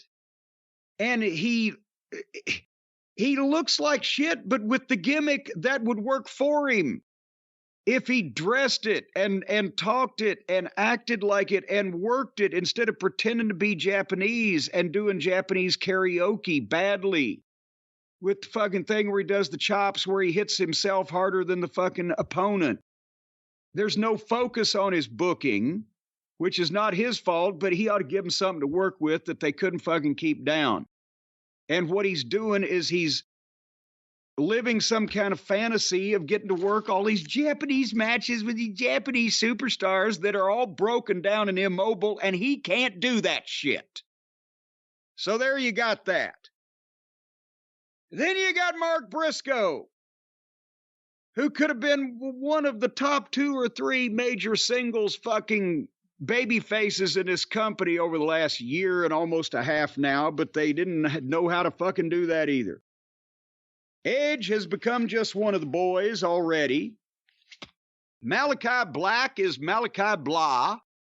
His work is sometimes good. The spooky gimmick was goofy. And when left to his own devices at the start there, it was not promising. But he's been booked rotten also because Tony doesn't know what the fuck. And then he got sent over to the goddamn Collision show when it was going to be the wrestling show. And then last, Brody King is a fat tattooed indie guy that does all the shit that fat tattooed indie guys do. And Buddy Matthews is a fucking superstar with the worst name that I've ever fucking heard, hidden and submerged in a sea of dreck. So there you go. What do you think they did, Brian? Can you disagree with any of those assessments? I think Brody King is all right. And I thought Jesus was just all right. Well, that's with a song. Me. That's a song. Jesus is just all right, oh yeah. All right, well, your modulation's acting up. Ladies and gentlemen, we apologize for any technical difficulties. That's because I'm talking about Jesus. Okay, why? Because he's just all right with me. And you said Brody King was all right. I think Brody King's all right. I think you're a little too hard on Brody King. All right. Otherwise, everything's pretty good. Mark Briscoe is one of the bigger missed opportunities in AEW history, and there's been a lot of people, and he's one of the people at the top of the list. Whew. Well, anyway, so they all did the things they all do. At one point, Buddy got in, looked fantastic, and then Kingston sat his fat ass down in the ring and told this jacked up muscle fucking head to kick him. And that was about 6 minutes into the match, and I said, I'm done with this shit. I hate Skip Mark Briscoe, but So we go to the finish. And basically, all three of the baby faces speared all three of the heels, and everybody sold. And it was the corpse referee, of course. So for some reason, he turned his back forever. Even way before he had to. Before Malachi Black was even loading up his fucking mist and nobody. But anyway, Edge stands up and goes for the deal. And Malachi Black spits the mist in Edge's face and hits his kick, cover, 1, 2, 3. And of course, the referee counted even though Edge's face was covered with a bucket of green paint. 18-minute match, and I skipped the last 12. I think I maybe made the right decision. What did I miss? I did have that same thought, too, as the referee's counting. Like, 1, 2. Hey, what's that shit on this guy's face? You're so green. What happened to this guy? It was all right. I'm sick of Adam Copeland. I haven't been a fan of Eddie Kingston's in-ring work in a while. Mark Briscoe, because of the way he's been used and who he's been used with, I have no interest in right now. House of Black are okay. Somehow, at times. And then they disappear and then they reappear. And we're not talking about the blackouts. We're talking about they just go away from the show. They're off TV and you hear that they're difficult and then they reappear and they say they're not difficult and then they're off TV again. And I don't know. We'll see what happens. The 6-man titles were unified during the pre-show. I don't know if you saw about this. I heard about this on the interweb that apparently now Jay White and the Gunn Boys beat the Acclaimed and Billy Gunn for their 6-man belts. So now they've got both the 6-man belts, which means they've got 1, 2, 3, 4. They got 6 belts. That works out kind of good. And how far has the Acclaimed fallen that they lose their belts on the pre-show? A lot of people were up in arms, too, about Max Caster. Let me play a little bit of this since you didn't hear it. Here's Max Caster. Oh, good Lord. Yo, I'll treat you like a light. Switchblades when I switch. I'll fulfill your fantasy and I'ma make you my bitch. Yo, this dude's just making me sick. I'll violate you so bad you'll have to tell the legal team about the taste of my dick. So a lot of people up in arms about that because Max Caster's basically saying he's going to commit sexual violence against Jay White. But also, more importantly, How did they ISO that without the music that he's rapping over the top of? It was a cappella. There was no music during that portion. Oh, good Lord. Well, then they don't need to ever do that again. Because it sounds like something when he's got the music, right? When he ain't got the music, he just sounds like some kind of fucking delinquent child, saying naughty things. There's no rhythm, there's no oomph, there's no confidence, there's no. I thought of something else. I'm not concerned about besides the fact that do they want people saying dick because there's kids there? The fucking sexual violence, blow me. But there's kids. Do you want the taste of my dick in your kids' ears, so to speak? And secondly, why weren't they playing any music over that shit? Because it goddamn sounds amateur and rotten. Well, Dave Meltzer has a report here on Twitter. It says from 18 hours ago, right after this happened, I think Max Caster may get in trouble. So we'll see what happens there. But that's the 6-man division, the House of Black and the Bang Bang Gang, who now have their titles with Juice Robinson somewhere to be found. Somewhere, hopefully, he'll be on his own when he comes back. Maybe he'll have amnesia. And he won't be able to remember who he was teamed up with. But it is interesting, though. There are a lot of people who you would think should be about to come back or coming back within the next few months, whether it's, Juice Robinson. I see a lot of people talking about Britt Baker and Jamie Hayter. Where the hell are they? I forgot. Well, I didn't forget about Britt Baker, but I've tried. No, but I forgot about Jamie Hayter. MJF, at a certain point, he can't be injured forever. Well, I think he needs to be injured a lot longer to get the taste out of people's mouth of what they last saw. But my point is, they have people that have been away for a while that should, and there's more, I'm sure, that I'm not thinking of off the top of my head that should be available at some point in the future. So we'll see what happens. But that was the 6-man match. Yes, and the 6-man division update, and I skipped the last 12 minutes of that. But Brian, what do you think the odds are that I just skipped the rest of this show? Oh, I hope you watched this show. I hope there's so many, even the women's matches I want to hear, especially one of the women's matches. I want to hear what you think. What do you think the odds are? What about the over and under? Are you going to pick 6? Is there a point spread involved with this? Well, you can spread whatever you want because we're all adults here. But I'll tell you what, if you're a fan of the NBA, well, listen up. To the sound of my voice, you got to try Pick 6, the newest fantasy app from DraftKings, an official partner of the NBA. Now, this is not a fantasy app that, you can't do at work or you want to make sure your parents aren't looking over your shoulder, even if you're 47 years old. This is the fantasy sports. We're talking about the good kind, where you just dream up examples of whether you think a player will have more or less of a stat. For example, will a player have more than one rebound, Brian? Or will the player be struck by a batted ball? That'd be a good one. They don't really bat balls in the NBA, do they? Is that really one of the questions they give you? Will a player be struck by a batted ball? No, I just thought that would be a good thing to bet on. How would you bet on that? What player is going to be hit by the batted ball? Well, see, what you do is you go and you find one of the batters that. You find one of the batters that has a goddamn, terminally ill family member or something in need of money, and you say, look, I'll give you $500,000. If you will fucking try to hit a home run right into the belly of the third baseman, just drill him.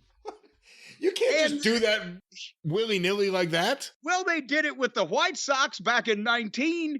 But anyway, folks, that's what you do. You download the new DraftKings Pick 6 app now using the code JCE, and then take on the competition with your best NBA player picks. Will a player have less or more than 3.5 assists? Will a player jump up and fucking get hung up in the goddamn hoop for more than 7 seconds? We don't know what's going on here. You can bet on anything if you want to. Will your favorite player draw a better quarter-hour rating than AEW? Yes, there's a statistic that we all want to keep an eye on. So pick your favorite players, folks, and compete for huge cash. That's huge cash prizes. If you get some of this information correct, then well, you'll just be farting through silk. So right now, again, download the new DraftKings Pick 6 app now using the code JCE, and that way they'll know you're one of the cool kids. Only on DraftKings Pick 6 with code JCE, the crown is yours. And Brian, do we have a brief statement that is to be added to the addendum of this pedendum? We do. I'm just finding the file right now where studio hands put it here. Let me open it up here. Here's our friend David Smith giving his finest rendition. Call 1-800-GAMBLER. 18 and over in most eligible states. Age varies by jurisdiction. Eligibility restrictions apply. Pick 6 not available in all states, including but not limited to Connecticut and New York. For up-to-date list of states, visit dkng.co/pick6states. Void where prohibited. See terms at pick6.draftkings.com/promos. That's have you gone over there to dkng.co/pick6states for the up-to-date list of states? Because I got it. There's still 50 of them. That's up to the present time. There are still only 50 of the United States of America, but we're pulling for Puerto Rico. Those folks deserve it. Before Washington, D.C.?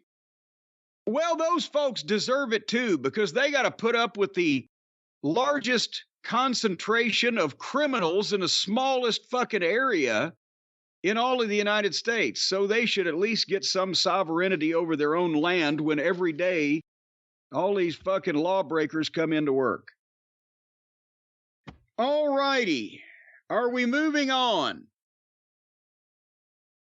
We are. I hope. We are. I certainly hope. Well, I wanted to get your input on this. I didn't want to make you feel left out. It's your show. The TBS title was on the line with Willow Nightingale against Julia Hart. And now we have heard, have we gotten any verification that Julia was injured, or maybe she just, something's hampering her because she didn't get very active in the mixed tag the other night. And then this was short and simple. Willow won with the power bomb in 7 minutes, 1, 2, 3, which of course, we said they've been pointing toward Willow and Mercedes Moan for the next pay-per-view, and Willow's over. So I think that this was the right decision to make, to put the belt on Willow, but hopefully Julia, because she looks like a star. She just needs some experience and to get to NXT as soon as possible. And I think she'll have something. But basically, Willow wins with the powerbomb, and then suddenly music plays and the taped CEO chants begin, and here Mercedes moans her way to the ring and struts up to Willow and mocks her, and Willow holds the belt up, and they have the face-off. So Willow is probably getting the biggest babyface reactions of any girl I can think of on the roster right now from the crowd. Am I overlooking somebody? No, you're certainly not overlooking Mercedes Monet's reactions other than week 1. Well, but also Willow is friends with Chris Statlander, but she's got a manager, Stokely Hathaway. This is going to be a recurring theme, that all of the people with heel managers are the most popular motherfuckers in the company.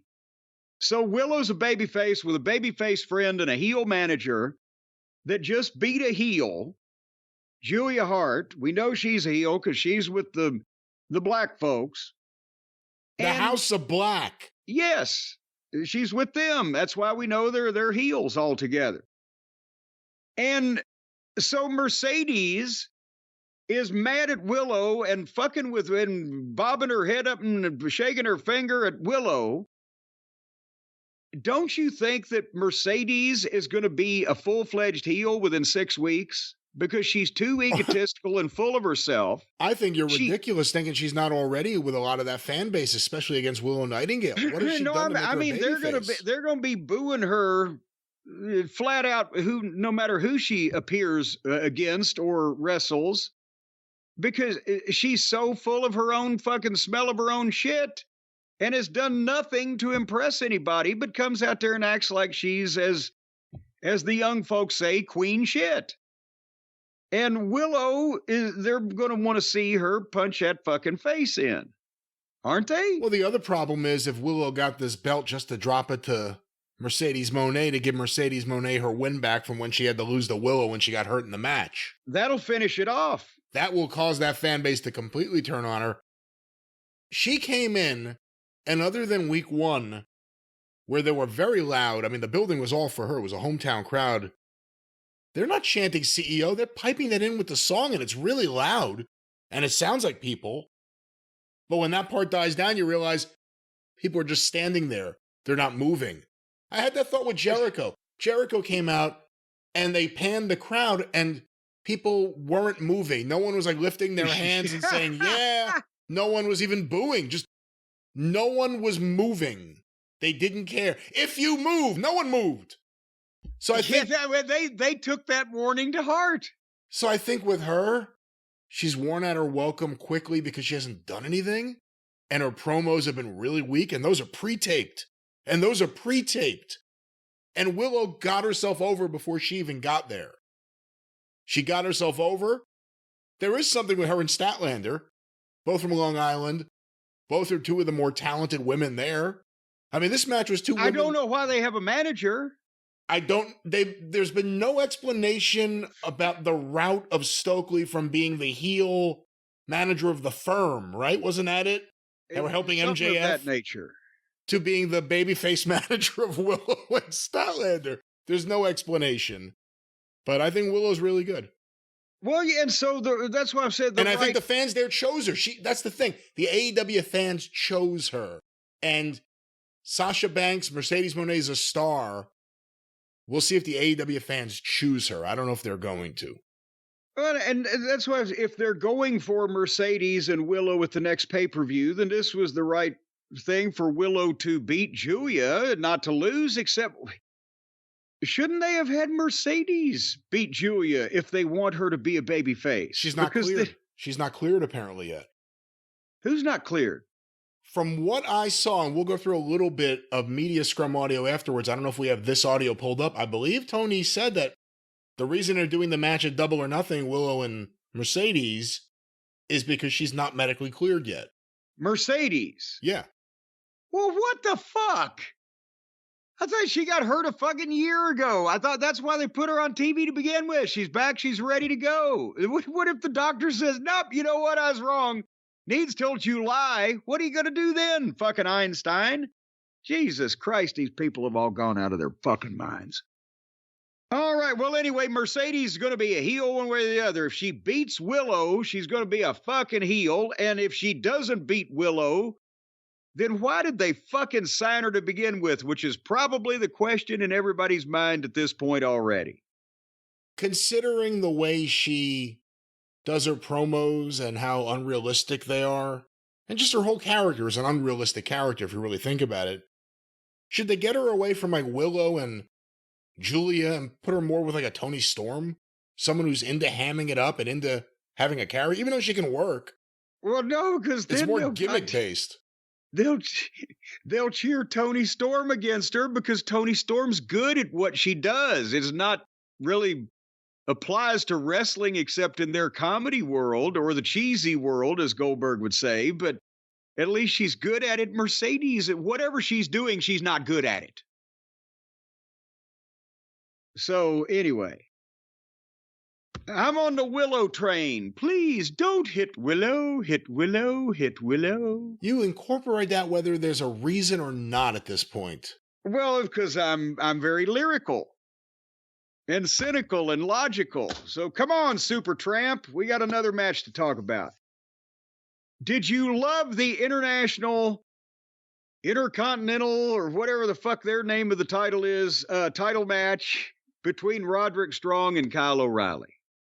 Unfortunate for these two, this was I'm going to take a break for a little while, so I missed a portion of the match because I wasn't really interested in it. So I was able to walk away and... Exactly. I saw the finish and I saw the big happy moment at the end where Adam Cole proved he could walk. Yes. But here is the problem, is that besides, I'll go ahead and spoiler alert, not like this is any surprise, except for Danielson and Ostrich, this was the only other legitimate wrestling match on this fucking program. And it was, if you want great bell-to-bell wrestling, which is what even Uncle Dave says, and the AEW fans say, well, this is the greatest bell-to-bell wrestling. If you want great bell-to-bell wrestling, mat wrestling, high spots, what UFC's MMA style influence, whatever, these two are your guys. They've got great basics. They were serious. They don't do this trampoline, lucha, fucking acrobatic cheerleading routine bullshit. They lay their shit in. It's an athletic contest instead of the fucking floor exercise.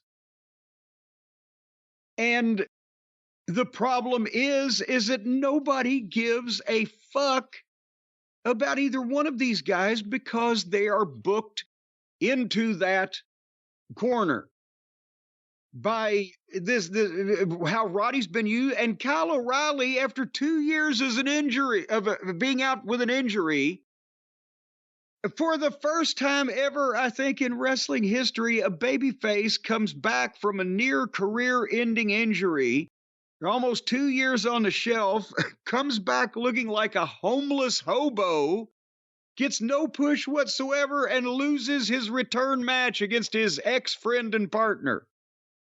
So did Kyle just come back to have that, okay, fuck it, thank you, you're done, because he's useless again, like they made him last time? And the people politely liked the effort here, but none of these guys are over because they've been booked by Tony Khan and made to look like imbeciles. So you got a great in-ring performance and rotten booking that prevented this match from being a money match on the card or important in any way. But they, when you talk about the earlier signing, I know you got mad. I like Okada. Maybe I don't like you too much, Brian. But Okada can't wash these guys' balls on effort or execution. And if you had a serious wrestling promotion with a sports-based presentation, if we could get the WWE-style booking and to make stars along with the execution of guys like this, you could have pro wrestling as UFC. You could have weight classes that meant something. You could have people, the mainstream audience, invested in guys' performances. But instead, it either has to be, and now I think the WWE's realizing that, since the same company owns both. Instead of a fucking indie clown show where a bunch of stupid fucks do choreographed routines with furniture breaking, you make stars with individual personalities that people care about. You give them a reason to want to see these people fight each other. And then you have athletic resolutions of those conflicts like Strong and O'Reilly or Danielson and Osprey, and that's your modern style, bell-to-bell, exciting pro wrestling. Not a bunch of children jacking off playing pretend. Am I crazy?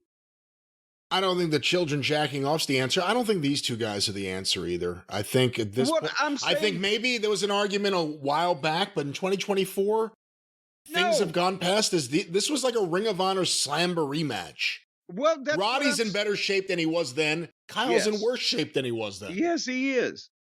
But that's what I'm saying. It's not these guys, but if it was only bell to bell, you can't get much better than these guys. But it's not only bell to bell. It's fucking personalities. It's booking. It's a whole structure. It's up and down the card. It's not just one match on it. And then you go back to the goddamn Dancing Bears.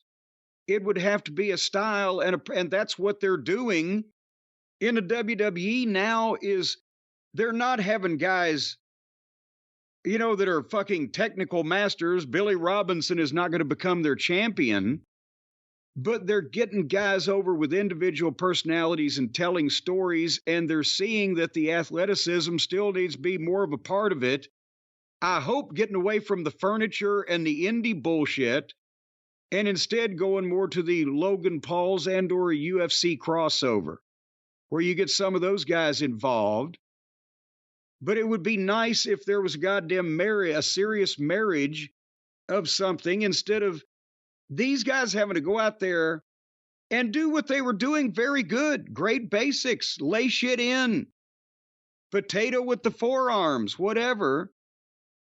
But it's like a fucking screen door on a submarine. It's so out of place when they're going to bring the fucking furniture back in the next match or do stupid stunts with the goddamn run-ins on the finishes. Or nobody takes either one of these guys seriously to begin with because one's a fucking hobo that just got out of goddamn a coma and the other one's been a fucking idiot for the past year and a half on this show. Yeah. That's the problem. But it was wonderful bell to bell. Roddy finally showed some real personality, and then he went way too far with it way too quickly. Yes. And now I'm sick of him. And I'll let you finish the big Return of the Undisputed Kingdom here. Yes, that is. And they have the match, and then suddenly Wardlow just comes out and he's going to step into the ring, and the referee sees him and says, "Get out of here," and he does. He just goes back out. And the match continued, and then Roddy just hit his finish. Boom, 1, 2, 3. And, again, wonderful wrestling match. And it's a shame. And then Cole and Taven and Bennett were on the stage, and Cole in his wheelchair, and then suddenly Cole got up and walked to the ring and gave Wardlow a dirty look because Wardlow's giving them dirty looks because Wardlow's unhappy again by being mistreated and talked to like a stooge again by the people that he inexplicably works for no reason again. And O'Reilly, meanwhile, has lost his first match back from a 2-year injury against his old friend that seemed to turn his back on him in some way. I don't fucking know. I don't know what they did. Kyle was just wandering around in a soma coma backstage. What the fuck? Well, you don't have to worry about the loss meaning anything because I think everyone forgot that he lost the match as soon as they were just happy that the heel was able to walk. Yes, they were ecstatic that the fucking devil, that the man who cost MJF the world title and the long-running Black Scorpion-like reveal of the devil. No, the devil got crippled, but now the devil can walk again. Praise God, he's healed the devil. Lay your hands on the radio. They need a staff psychiatrist. They don't need a disciplinary committee. They don't need a legal team. They need a staff psychiatrist to come out at the end of the program and explain to all of us at home exactly how we're supposed to understand how these people fucking think. Hey, on that topic, real quick, I don't know where the best spot to say this is, so I'll say it here.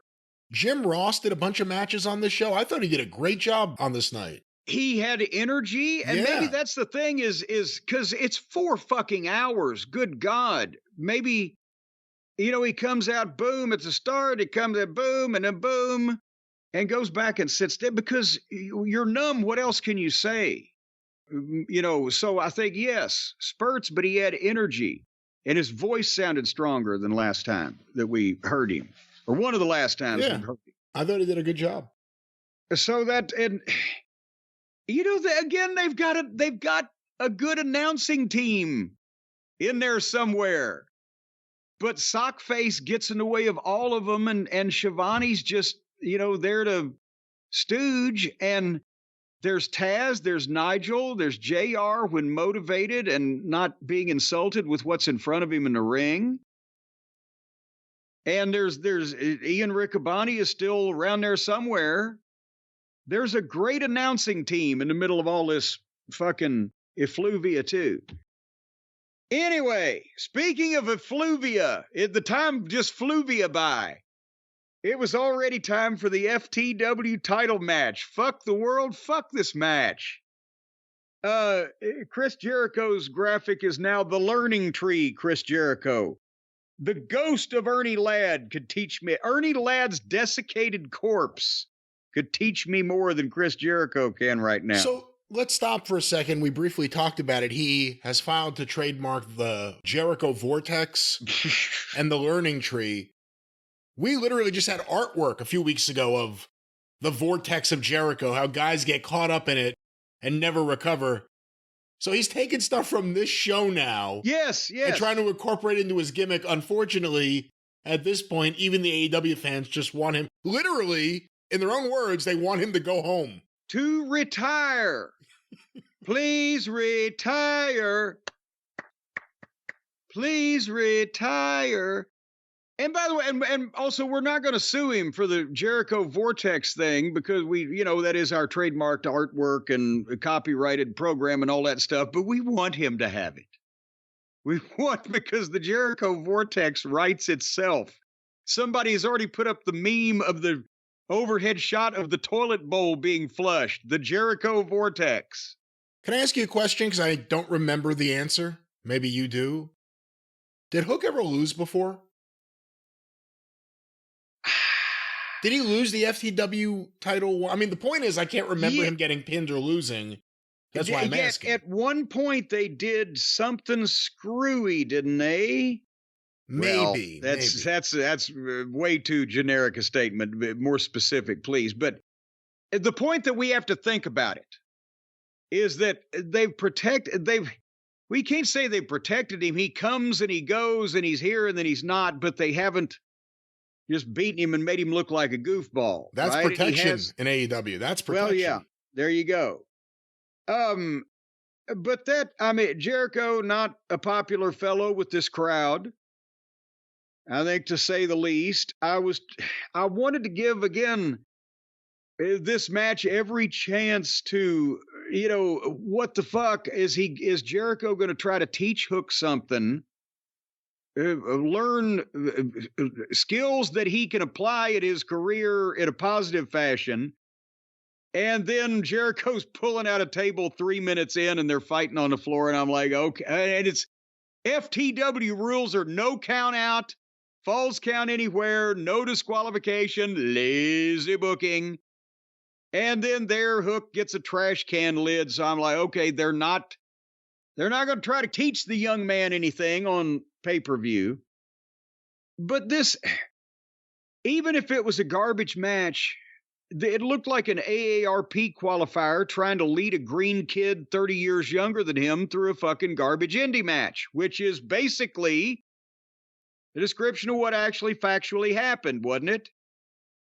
And the fans love Hook and they hate Jericho on a apparently somewhat of a personal level now. Let me stop you there because I did see some people claiming, and again, we weren't in the room, to be fair, but it's easy to tell the reaction sometimes. There were some people claiming that this was an example of Jericho having great heat.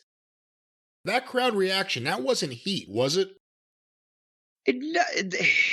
Please retire is not the chant that you want to fucking elicit if you're a heel, is it? And it's the groaning heat. It's the, no, we don't like this shit. No, I'm sorry.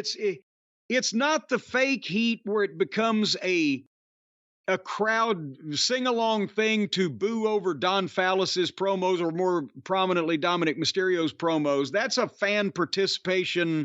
That's not real heat. There is no real heat, legitimately, and that's not me as an old-timer saying it. That's next time somebody comes over the rail at a fucking heel with a goddamn knife, then I'll admit I'm wrong. But But the bloodline, we just saw at WrestleMania several examples of heels who get a heel reaction that is not groaning and please retire, or not the audience just feeding on itself and having fun. They're really booing the heel because they're doing shit they don't want to see him do. And they want to see the other guy win. So there's that heat still in the business. This match just didn't have it. Am I being too harsh? No, this was a bad match, a sloppy match. Hook certainly didn't learn anything in this match. Jericho somehow talked his way into getting another win over someone who it certainly doesn't help anyone other than Jericho. And won his father's belt. And in this case, it didn't even help Jericho. The fans rejected him. They weren't booing a heel. They weren't mad that a heel was beating a babyface. They were mad that Chris Jericho, the human being, was in this match beating another young guy. Yes. And I want to see how Hook is doing with the furniture and the conditions that prevailed. You can't even really tell how his work is coming along. But I will advise him to get with your dad and watch video of the body shots you're throwing and change immediately how you're throwing them, young man. Anyway, so then Hook suplexed Jericho off the apron through a table and got a 2 count on the floor at one point. And then Hook put the can over Jericho's head and did the piñata deal. You know what? For the Tennessee street fights and a fucking blood feud with a bunch of fucking raving fucking people want to see the goddamn heel get the shit kicked out of him, that kind of shit worked. But this is just, it's the worst part of modern wrestling now that they've just all got to. Anyway, finally they broke another table, and then Jericho got a baseball bat and yelled, "Don't make me do this. You made me hit you." Like some kind of abusive relationship. Jericho pitched him, "Hey, let me be your mentor," 4 weeks ago. And they haven't gotten along from the beginning. So how is it, "Don't make me do this"? Don't make me. The fucking kid first week said, "I know what you're like, motherfucker." And don't make me do it. Feels like I'm stabbing my own son in the back. And then Hook gives him the finger. So Jericho hits him with a baseball bat. 1, 2, 3. 17 fucking minutes. Yeah. Awful. The AEW fans rejected it. They rejected Jericho.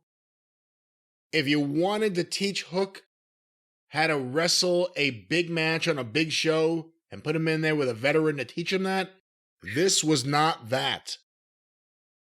Awful.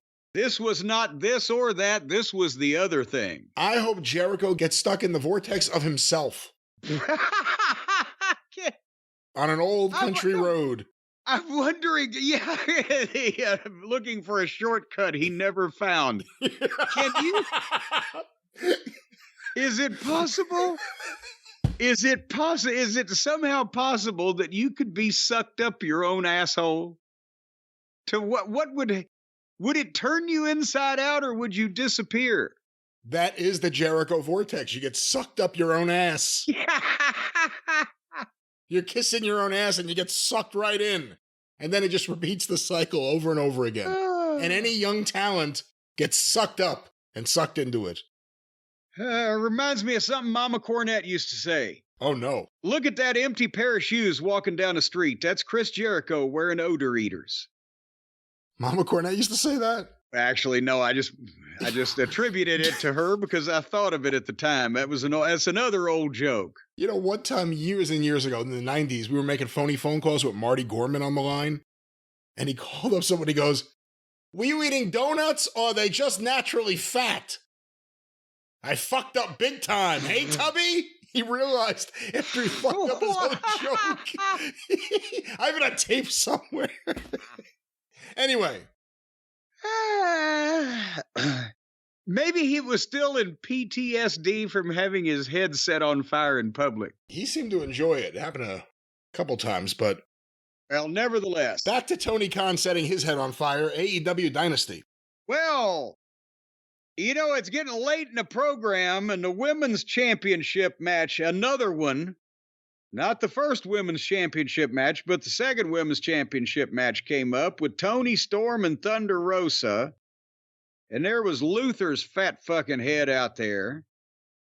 And Maria May was out there, and Deonna Purrazzo was out there. And a lot of things happened, and Toni Storm won. You wanted me to watch this earlier, didn't you? Do you still want me to have watched this? Because I didn't watch this. It was intriguing to me just because Thunder Rosa always works hard, but if I like Thunder Rosa, but if I skip Mark Briscoe earlier, I can skip Rosa. But go ahead. It was the women's match. It was after the debacle that was the last match. So fans were kind of there, but not there. But they kind of, in their own weird way, won them over with the stupidity of all this. But beyond that, I'm sick of Toni Storm and the entire character. You know, they billed her as being what they say when she came down to the ring from, set 2 at Warner Brothers or whatever. And it's like, oh, come on. Like, now it's just totally dumb. Yeah, well, and see, we said from the start, she looks good, she can work, there's something there. And then she got the gimmick, and right at the start of it, it's like, okay, she's gone batshit. We could work with it. But then everybody else started acting like she was normal. And it became Green Acres. It wasn't like everybody talking about, why is this woman so delusional? What the fuck? It was like Ben Mankiewicz is fucking, enduring a suffering her presence. So now it's, yes, like you said, it's just ridiculous now. And the camera crew puts her in black and white whenever she wants them to. All righty, should we get to the big one? The big match. Now, you said the big match, not the main event. The big one. No, we'll get to the main event later. This is the big one. Danielson and Ostrich. And I'm going to call him Osprey today because I'm in a good mood. And again, another young man that shows that he can be produced. I appreciate that in a young talent. But have we explained why yet? Have we gotten to the bottom of why ole, ole, ole, they're singing the English or the Mexican Spanish bullfighting chant that they sing at the English soccer games to the English fellow, but also to Danielson, who's from somewhere around Seattle? I'm confused. Well, we've never gotten to the bottom of any of this, but I think with Osprey, they're chanting, aren't they actually singing Osprey, Osprey, Osprey, Osprey? No. I thought they were saying his name in this specific version. They were going ole, ole, ole, weren't they? Well, goddamn, now they can't sing the same tune and change the words. Well, that just messes me all up. I don't know. Anyway, let me just say this at the outset. That if everybody in the business wrestled and spoke and looked like Bryan Danielson, it would be drier than a nun's twat. He is a special, unique individual. He does it better than anybody else. He understands it. It fits him. He can have a fantastic match with almost anybody doing this stuff that everybody else tries to do. And, at one point, 70 years ago, everybody in the business wanted to be Nature Boy Buddy Rogers. And we ended up getting Ray Stevens out of that. And then everybody wanted to be Ray Stevens, and we got Ric Flair out of that.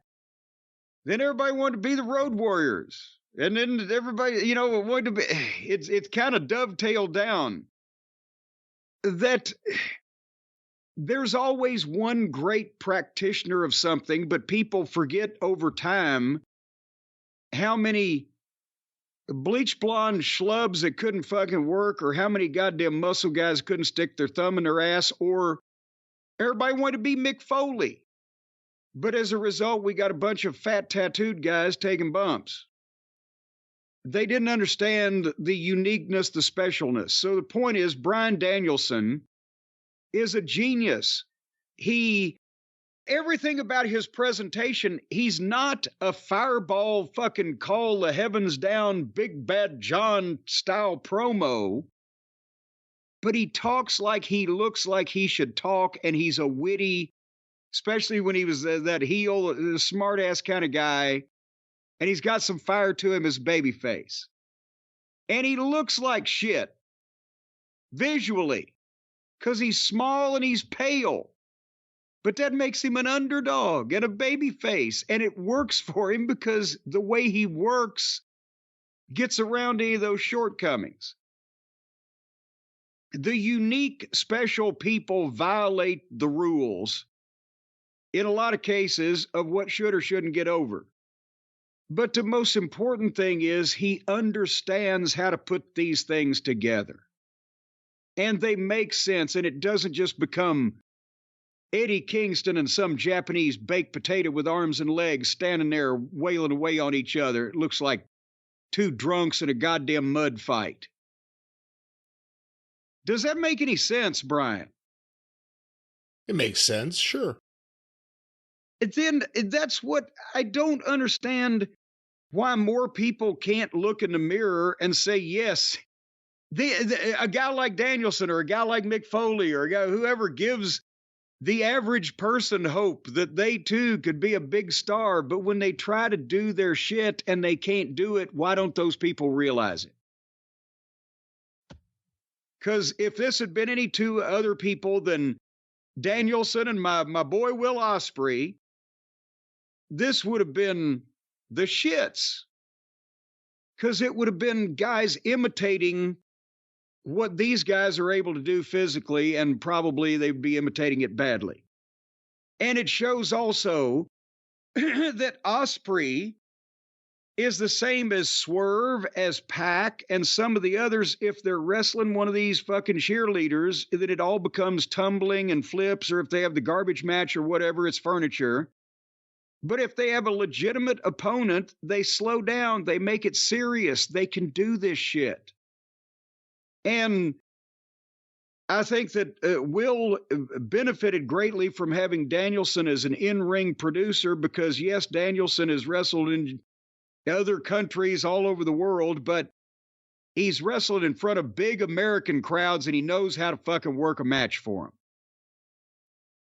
And Will was there every step of the way.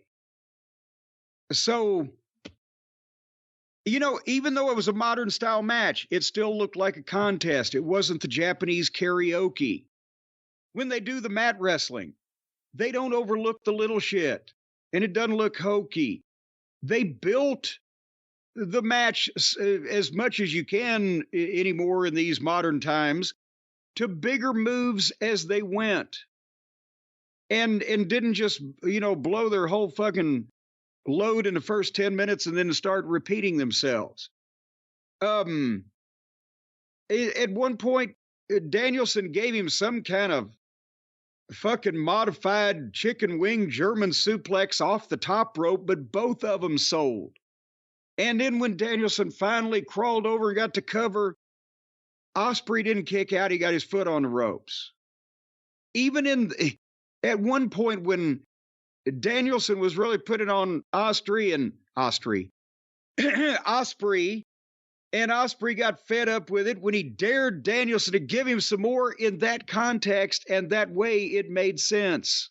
I wish I hadn't seen 100 clowns do it first badly. And so, again, this is another example, but this even more so, I said with Kyle and Roddy earlier. But if the WWE star-making machine could be, and the booking logic and sense and plans could be applied to guys who could do something like that, this shit would get over to a wider audience. But it's either feast or famine, as I said before. It's either these guys just being allowed to do all this bullshit, just everybody can do whatever they want, so none of it means anything. Or in the WWE, they've got so much money tied up in each guy on the roster that they don't want them to do anything dangerous. Be nice if we can meet in the middle, not too hot, not too cold. So anyway, the crowd was going fucking nuts for this whole goddamn thing. And at one point, Osprey went for the cutter off the ropes, and Danielson hit him with a jumping knee, and the fans lost their shit, and I think Will lost some teeth because that was fucking stiff. And then they went to opposite corners and fired the crowd up and charged, and Osprey hit the elbow and hooked Danielson for the double arm and dropped him straight down, but safely. He tucked him, and he got tucked in the nick of time. I don't know if I was Danielson, I'd be calling it that close, but apparently he trusted the guy. And then the referee is like, oh, Doc, check on him. But Will went back to the opposite corner and hit the elbow, which I'm still not completely impressed by. From behind, boom, 1, 2, 3. And 32 minutes, and it didn't drag. The crowd made it in part because they were so invested. That was infectious, but also it didn't drag because they weren't breaking furniture 3 minutes in. You didn't feel like you'd seen everything 15 fucking times. It was a back and forth contest. They told a story in it, but they didn't lose sight of the fact that they were in a fight. So, again, Cody is a complete waste of time.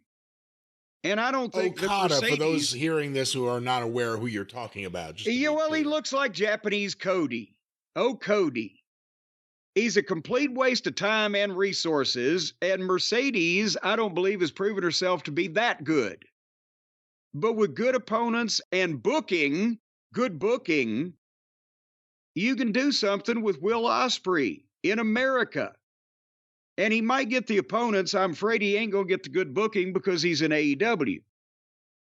But, this, I applaud both guys because this was very good. With good booking, the biggest match AEW has, I think, on the horizon in the future, I think it would be Will Ospreay as a babyface versus a heel MJF. Yeah, now... with good booking, like I said.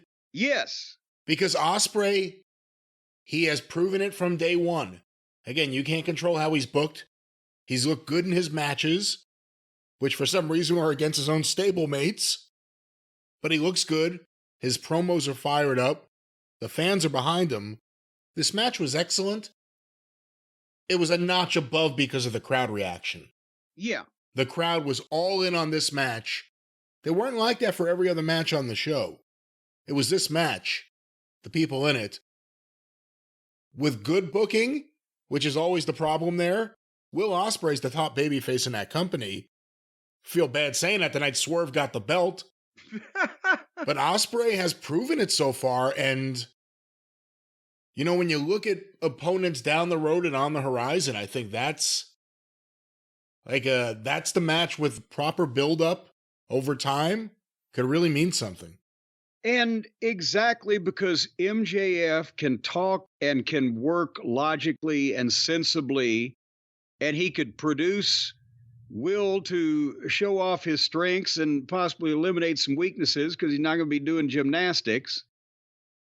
But Don Fallis was on color here. He wasn't a factor in Osprey's match, but Will Osprey is in the group of heels managed by Don Fallis, including Hobbs and Fletcher and who's the other one? Who am I missing? Hobbs, Fletcher, Takeshita. Takeke. Whatever his name is. Who's impressed you more so far, Takeshita or Okada? Oh, Takeshita. And I'll even pronounce him right for that. No, that's not even close. And with Takeshita, you can make him from scratch, and he doesn't feel like he's a star that ought to be getting special treatment. You can tell him what to do and produce him if you know what you're doing. And he's bigger, he's better looking, he's younger, he's got a better body, and his work looks better. He's trying harder. So, yeah, I think they ought to give him fucking Cody's money. But that's what I'm saying is that Osprey's in the heel group with a heel manager. He's the most popular guy, except for maybe Swerve, who still has Nana as a manager, even though Nana's now not with the other heels. Nana never turned on anybody. But you have to have a heel manager to be popular. Did you ever think we'd see the day where Nana became beloved babyface manager, dancing babyface manager Prince Nana? Well, no, but that's the thing is just to have continuity in the in somewhere, somehow, have him come out and either renounce the other heels he had or do some babyface act. He doesn't even help Swerve. He didn't help Swerve when Swerve was a heel, did he? He's kind of like babyface Jimmy Hart as a manager. Not in Memphis. No. In Memphis, Jimmy in 93 in WWF. Yeah, well, yes. No, I didn't want to give people the opinion that Jimmy Hart ever didn't get a chance to ever do nothing. But nevertheless, as a babyface, even when he turned babyface in Memphis for like 3 weeks, he was all over the show, and then turned back on Andy Kaufman, whatever the fuck. But anyway, this was a great match, and they've got something with Will, but how do they get him out of this group? Why was he in it to begin with? He's already had matches with everybody in the group. So if they turn on him or he renounces them, they're going to have grudge matches. They just had him. He beat everybody. I'm so confused. But anyway, kudos to you guys. Excellent match. But now we got to go somewhere, don't we? Down. Down, down, down. Down, down, and they're climbing the ladder to the sewer system. When they get there, we'll know, 'cause the buckaroos will show. And then FTR will have job face in a sewer duct by the retention pond. There's a mosquito nest that's swarming. I wish they'd bite me because of global warming. All right. It was time for the World Tag Team Championship ladder match between the California Raisins themselves, the Cucamonga Kids, the Buckaroos. And by the way, this reminded me of this. Do you know that I've heard on Twitter from John Fell in Baltimore that he is a distant cousin of Homer and Jethro, who besides their major, Homer and Jethro, remember I told you I got the albums? Yeah, how did that come up here? We're talking about the Bucks and FTR in the ladder match. Because Homer and Jethro, besides their major hit that everybody used to sing when they were kids, I'm my own grandpa, they did the Battle of Cucamonga. That's how they came up. But all John Fell is the cousin of Homer, just so you know. See, I know Cucamonga more from Mel Blanc than anything else. Well, he did popularize the town, much like Buck Owens in Bakersfield. But nevertheless, speaking of the Buckaroos, they wrestled FTR. And I don't know why. I understand, and Danielson probably didn't want a main event. And that's why maybe we could have done a lights out match situation or something. I don't know. But I can understand them putting the world heavyweight title match on after to protect the integrity of your world title. But why did they think that this could follow Danielson and Osprey? Because even with FTR to work with, their skills are nullified because it's a garbage indie ladder match that the only thing that the petulant children that are running this fucking romper room can do, and the people weren't going to give a shit about it following the previous match, which showed athletic skill. So FTR has to go out there again and not only attempt to paralyze and hospitalize themselves to make these two fucking morons happy, but they got to put them over. When FTR's music hit, remember the 12 to 18 months ago when the FTR and the Briscoes were having those matches that weren't even on AEW television? They were so good, the AEW fans were searching them out on YouTube. And they would go wild when the music started and they'd see FTR, they would stand up, yay! Now it's like, oh boy, this means it's the other guys. And did these people even give a shit about even these people, I should say. I'll put my even in the right place and make it even. Did even these people give two shits about the kids from California? Well, I guess you could say they gave two shits because later in the match they were chanting, "Please be careful." That's not a chant you usually hear in a match. Please be careful. And that's... they think that by doing all the... by they, too many pronouns, pal.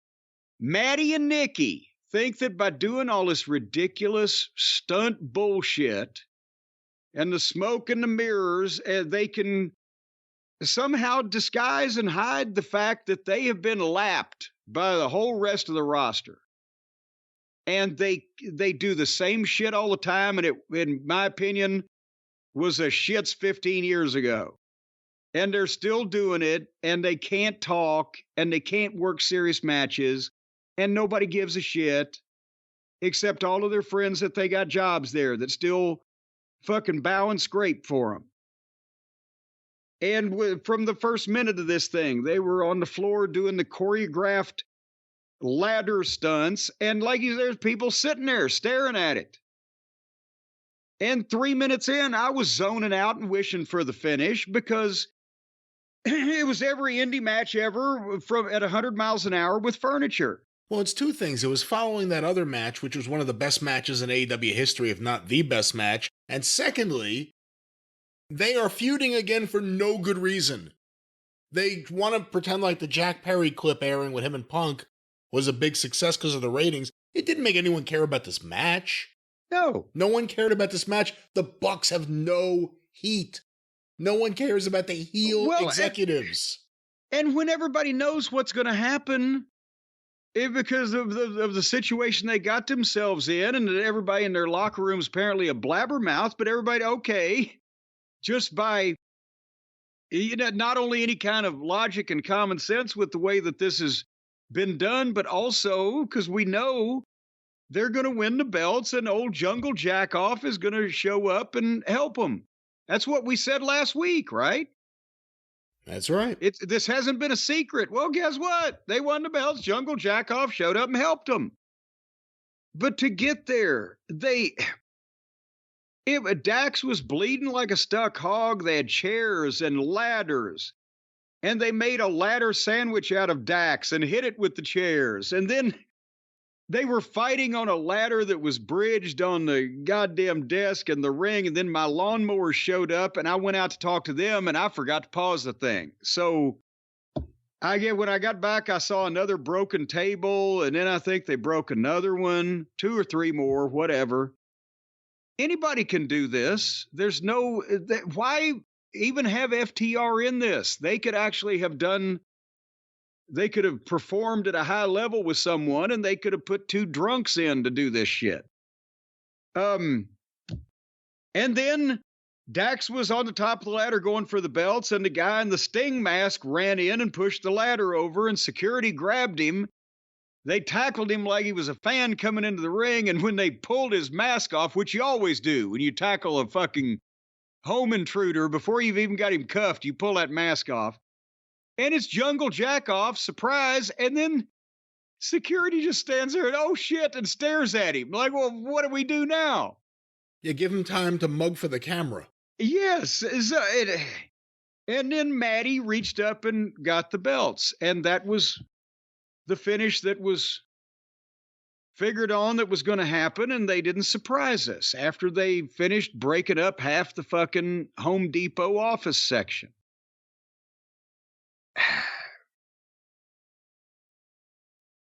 I can't add anything else. I can't add anything else either. I hope we don't see these two teams in there with each other for a while. I think a lot of people are a little burned out on FTR right now. That's the feedback we've been seeing.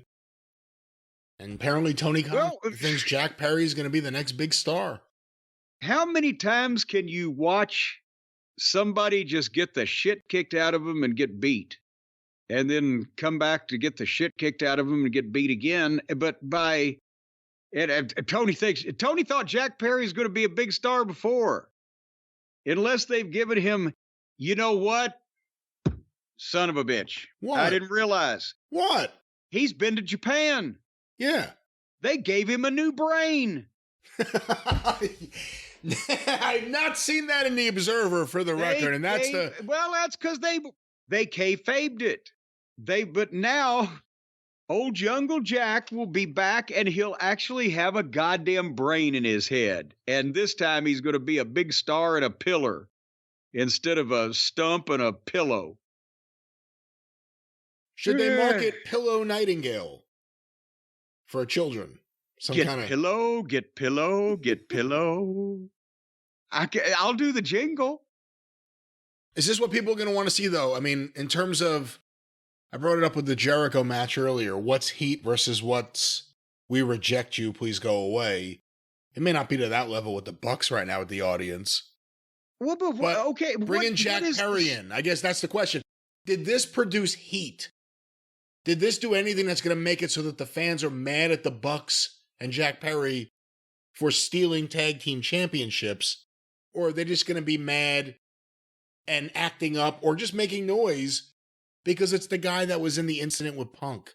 Well, no, it's impossible, first of all, for the people to get mad at the Buckaroos for winning the belts in this goddamn fiasco of a garbage indie match, because everything is legal, including a bazooka. So how can you cheat in this fucking chaos, this mess, this unbelievable fucking hokey horse shit they do? You can't cheat. You can't get heat. You can't fuck anybody over because it's all just mayhem, stunts for no reason. But more importantly, the baby faces just got beat by the heels. Unless we want to see FTR Bucks 5 and then FTR wins, then how did this in any way do anything for FTR? But also, who did this make Jack Perry mad at, or make mad at Jack Perry? The tag team? So now we get to see Dax and Cash break up and go after Jungle Jack when Dax has the only match he's ever won, a single match in AEW in his life, was against Cash, who never has them anymore. That's ridiculous. Clearly this sets up the Young Bucks and Jack Perry versus FTR and CM Punk. It would. It might, but it ain't. That's what's so weak. That's what's so weak about this. So what? That's what I'm saying is what are they going to do from here? How did nobody cares that the Bucks won the belts because they knew it was going to happen, and you can't cheat and get heat in that environment. FTR's been beaten again. Yeah. And Jack Perry, he came and helped the Buckaroos win the belts. Well, who does this set him up to wrestle? Well, somebody else that we don't know about now, and who gives a shit. So everybody's interested in everything as a result of that. And don't forget Okada, because he's part of their stable too. So that's the stable right now. Well, then in that case, they got to have 8-man belts. So we can get Cody and Jungle Jack off in with the Buckaroos. Is it time to talk about the main event? One match left. Now, it was pretty late in the night. It had been going a while, but it took the fans a little bit maybe to really get invested in it, but eventually they did, and this was the main event. Well, and that's the thing, is they got back into things because it was the World Heavyweight title, Samoa Joe, Swerve Strickland, 3 hours and 35 minutes into the pay-per-view, by the way, with another hour of pre-show matches before that these people had seen. So over 4.5 hours of wrestling, and these two guys in a single match, got to follow that. But because Swerve still has appeal, they were into it, and they were into it also because they didn't take off at 100 goddamn miles an hour, right? They stood across and they milked the people at a Swerve's house and everything. And Swerve did indeed work as a babyface, and Joe's a great heel. But then, they still, I don't know who the referee was. I know who Paul Turner is, Bryce Remsburg, Aubrey Ed. Rick Knox, the corpse referee, I don't know who this guy was, but he just was kind of dumpy and stood around and stared. But I think they felt like they had to get to people at almost goddamn midnight. They had to live up to some of the low bar set earlier. So within 3 minutes of the match, Joe's rock bottoming Swerve over the fucking announce desk and pulling up the floor pads. But Swerve did a backflip over the top onto Joe, and then Joe gave Swerve a power slam on the concrete floor, which wasn't the finish. And they were out there for a couple minutes, whatever, and the referee staring, gawking. And I love Samoa Joe. Swerve, I'm lukewarm on. As I said, it depends on his opponent. But at this, I was worn out. I'd seen everything you can do in a fucking ring at this point. The show was too long. It was running together for me. And we knew, again, that Swerve was going to win, so you want to stick with it. But, and I don't know what they're doing with the goddamn finishes. Or maybe it's just this referee was just scared or somaed or stupid. I don't fucking know. But at one point, Joe goes out and gets the title belt and just starts to come into the ring with it. But Swerve kicks him. And he drops the belt, and Swerve splashes Joe's back and does the double stomp and gets a 2 count.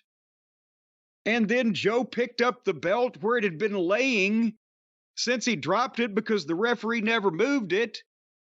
But then Nana gets up and draws the referee, and Swerve kicks Joe and gets the belt and swings, but Joe ducks and gets the sleeper.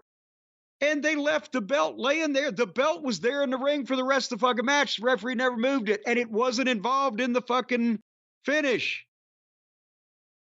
And then Swerve fought out of the sleeper and does some odd thing to Joe's arm and kicked him in the head, and then finally power bombed him off the turnbuckle and hit the double stomp.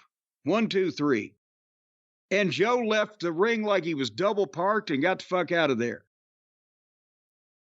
And it was, it was anticlimactic for what maybe a month or two ago should have been the biggest moment that they could put together. But they let this go too long, and they put a better moment in front of it. Yeah, I mean, it was a good match. It was fine. Big pop for Swerve getting the belt. A big moment, obviously. He was, really into it. Really into it. He won the world title. But big match, big finish, big pop. But the show should have ended. No show should continue after that Danielson Osprey match. Especially, too, because they teased Danielson being hurt. And I wonder how many people in the building thought maybe there's a chance he was. Because he did a hell of a job selling that. He did. The doctors were checking him, and I forgot to mention that, the whole 9 yards. We got off on a tangent, but he did a great job selling. But I don't know that. I don't think that put a kibosh on the mood in the room. I think it was the ladder chaos bullshit. Well, it was that match followed by the ladder match, which took a while. Finally, got people to be concerned, and then you got the Jack Perry reveal. And then there was still more, and then it was midnight, and the pay-per-view had a window from 8 to 12 and went off at 11:58. And by the way, what a hassle it was for me. I decided I was going to buy a traditional pay-per-view, and it was the biggest goddamn hassle ever. What? With Xfinity, yeah. How? That's the only easy thing to do anymore. They don't have anything labeled as what is HD or SD. Their website doesn't even give you... If you go to their website, which a lot of people, other than like a Jim Cornette, would do to purchase like a event like this. What? It has boxing events. It has WWE pay-per-view events. There was nothing for AEW Dynasty. You went to the website to purchase... You're sitting on your ass on the couch. You got the remote in your hand. The TV's in front of you. You hit fucking program guide and go to your pay-per-view channel, which right here in the Cornette home is $9.98. And you go to the day and there's the pay-per-view and you hit buy and record. Yeah, right. They had 3 different pay-per-view channels next to each other. I'm not too familiar with them. They all said AEW Dynamite. Nothing said HD or SD. Well, get SD because they give you like $10 off. And who gives a shit? It looks like garbage. These guys look better in SD than they do in HD. You can't buy anything in SD. It's a waste of time and money. But anyway, that was AEW Dynasty. I'll have you know that when Mama Cornette got when the phone service out here, when she was able to have touch tone service, they wanted to charge her $1 more. She said, absolutely not. Why would I pay $1 to do the same thing on the? So she got a touch tone phone, but you would hit the button and it would go tick tick tick tick tick tick tick tick tick tick tick tick tick tick tick tick tick tick. $1 a month adds up.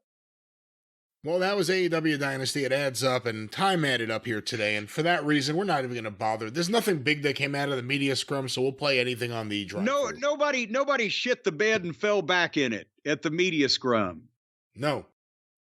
Good. There was none of that. Good to hear. It's your show. You're rushing me now. Well, let's sit down and talk about this for a few more minutes, Brian. Now, what would you like to? All right. Folks, we're done here. We're going to be back on the drive-through Brian show where we'll sing Brian's song and back here next week on The Experience with more frivolity. And until then, thank you, fuck you, and bye-bye, everybody.